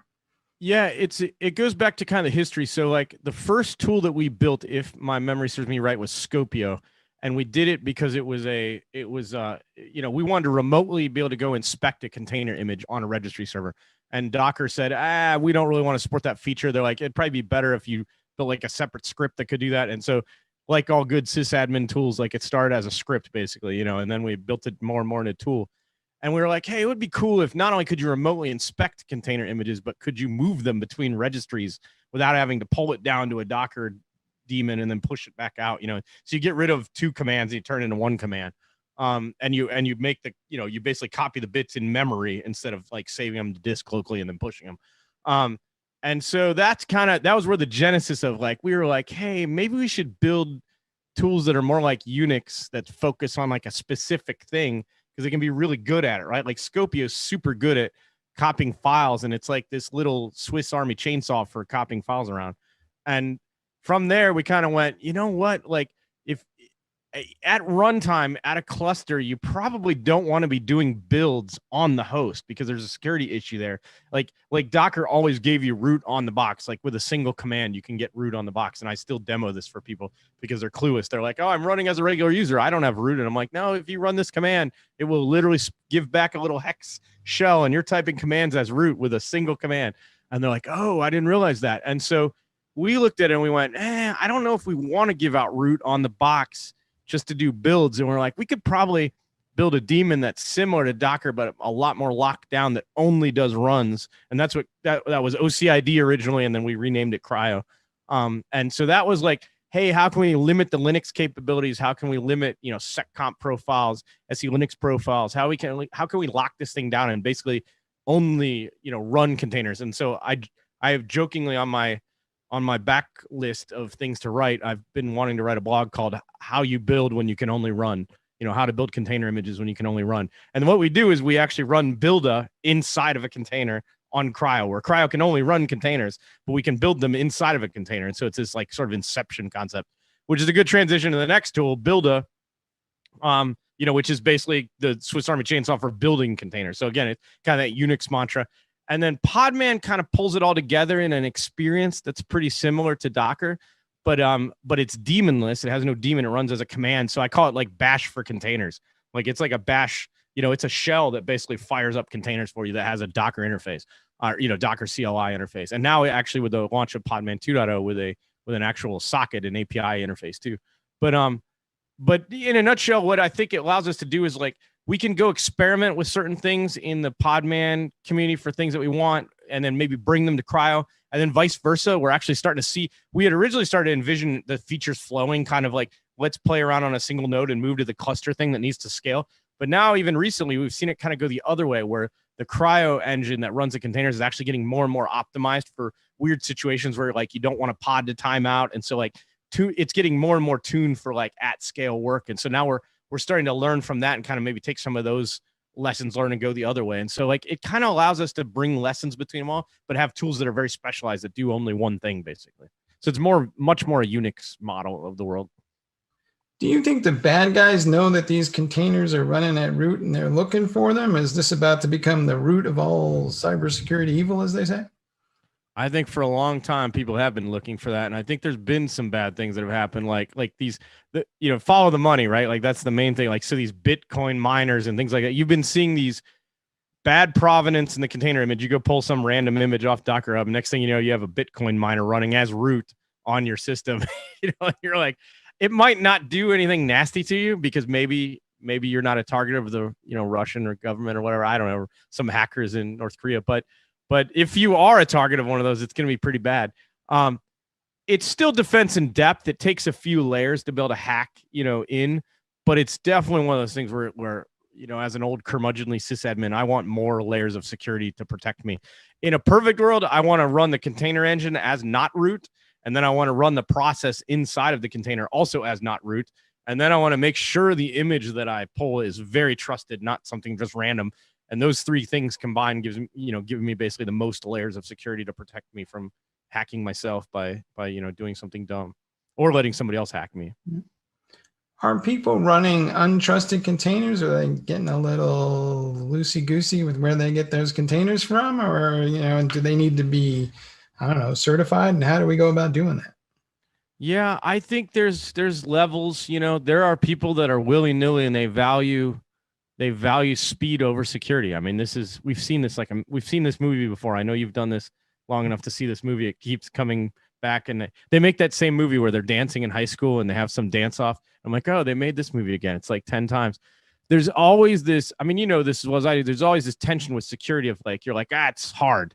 I don't want to do hard. I just want it to be fast. And so if you want the fastest way to run like some weird container, some piece of software that maybe is not one of the more common ones, especially, like all the common ones like MySQL and, MariaDB and Redis and Elastic and all these things, you can go pull the like sort of the official versions. And usually people from those companies are involved in them. But as soon as you get off the beaten trail, you're like, oh, I found this cool piece of software XYZ. And then you go pull that. That's where I think people get into trouble when you get off the beaten path a little bit. Oh, I need this weird SDK I'd never really heard of. And then they go pull that off Docker Hub and you're like, is this thing's really like, it's pretty easy to put a man in the middle attack on something like that. And so I'd say you see that range of it. And then the other side of it, though, you see big banks and things like that are very, very smart with security. Like they only pull a trusted image. They have extra precautions to lock down, the daemon, Cryo or Docker or Podman. I've even had requests for like hardening guides for Podman. And I'm like, it's pretty hard out of the box, but they're like, no, we still want whatever, like make it more so. Like what else can I do to it? It's kind of like a car guy that wants to tune his car, like what else can I do to make it faster? So it's the gambit. I mean, there's some that are totally optimized on speed and suffer security. And then there's others that are all about security. So are there actually folks who are slowing down their container rollouts because of security concerns, or is it the Wild West out there and we're just going for it and hoping for the best? I have seen that scenario play out where I've been called up before when they're like, hey, we were going to put this thing in production. I had this happen with a partner, actually. Partner called me up and said, hey, we built this big application. Some of it's built on Red Hat Universal Base Image, but some of it's not. And the customer told us that we have to build everything on Red Hat Universal Base Image or else they won't run it. And I was like, okay, that's interesting. I've never heard that one before. But so some customers are really savvy, right? They know. They're like, no. I want everything that you deliver to me has to come through a provenance source. And the security team basically vetoed the buying of the software until it was all built on like Red Hat Universal Base Image. So yeah, you're seeing it slow down things. And that's a perfect example of where I think people confuse agility with planning. Like if you plan correctly, you can move a lot faster. There's a saying with Navy SEALs, like slow is steady, steady, smooth is fast. Like if you plan ahead and you train really well, you can make something really agile when you go into the mission, right? Like, and so I try to explain this to developers. If you go build on something trusted from the very beginning, it's going to be a heck of a lot easier later in the pipeline. There's this concept of shift left, and shift left, in my opinion, starts with like choosing something that's provenant and trusted. Then you scan it and make sure, do all the scanning for like, is the code messed up? Are there any libraries that are hacked? Like do trust but verify, but start with trust, and shift all of that left. And then you will be able to move faster. But yeah, you see people have herky-jerky starts because they don't shift all of that left. They shift part of it left and it's not enough. All right. I guess it's important to know where your containers have been. Hey, Scott, thanks for being on the show. Yeah, thanks for having me, Mike. Cool. All right. Back to you guys in the studio.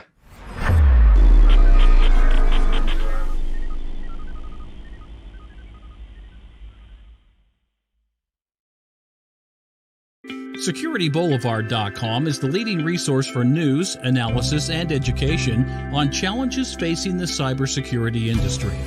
SecurityBoulevard.com covers all aspects of cybersecurity, including data security, DevSecOps, cloud security, application security, network security, security threats, and more. SecurityBoulevard.com has the largest selection of security content, featuring breaking news, blog posts, podcasts, and more. Visit www.securityboulevard.com to learn more. SecurityBoulevard.com, home of Security Bloggers Network. All right, welcome back. That wraps up another episode of TechStrong TV. I hope you guys got as much out of it as I did. Great conversations all the way around today. Just a quick reminder that we do February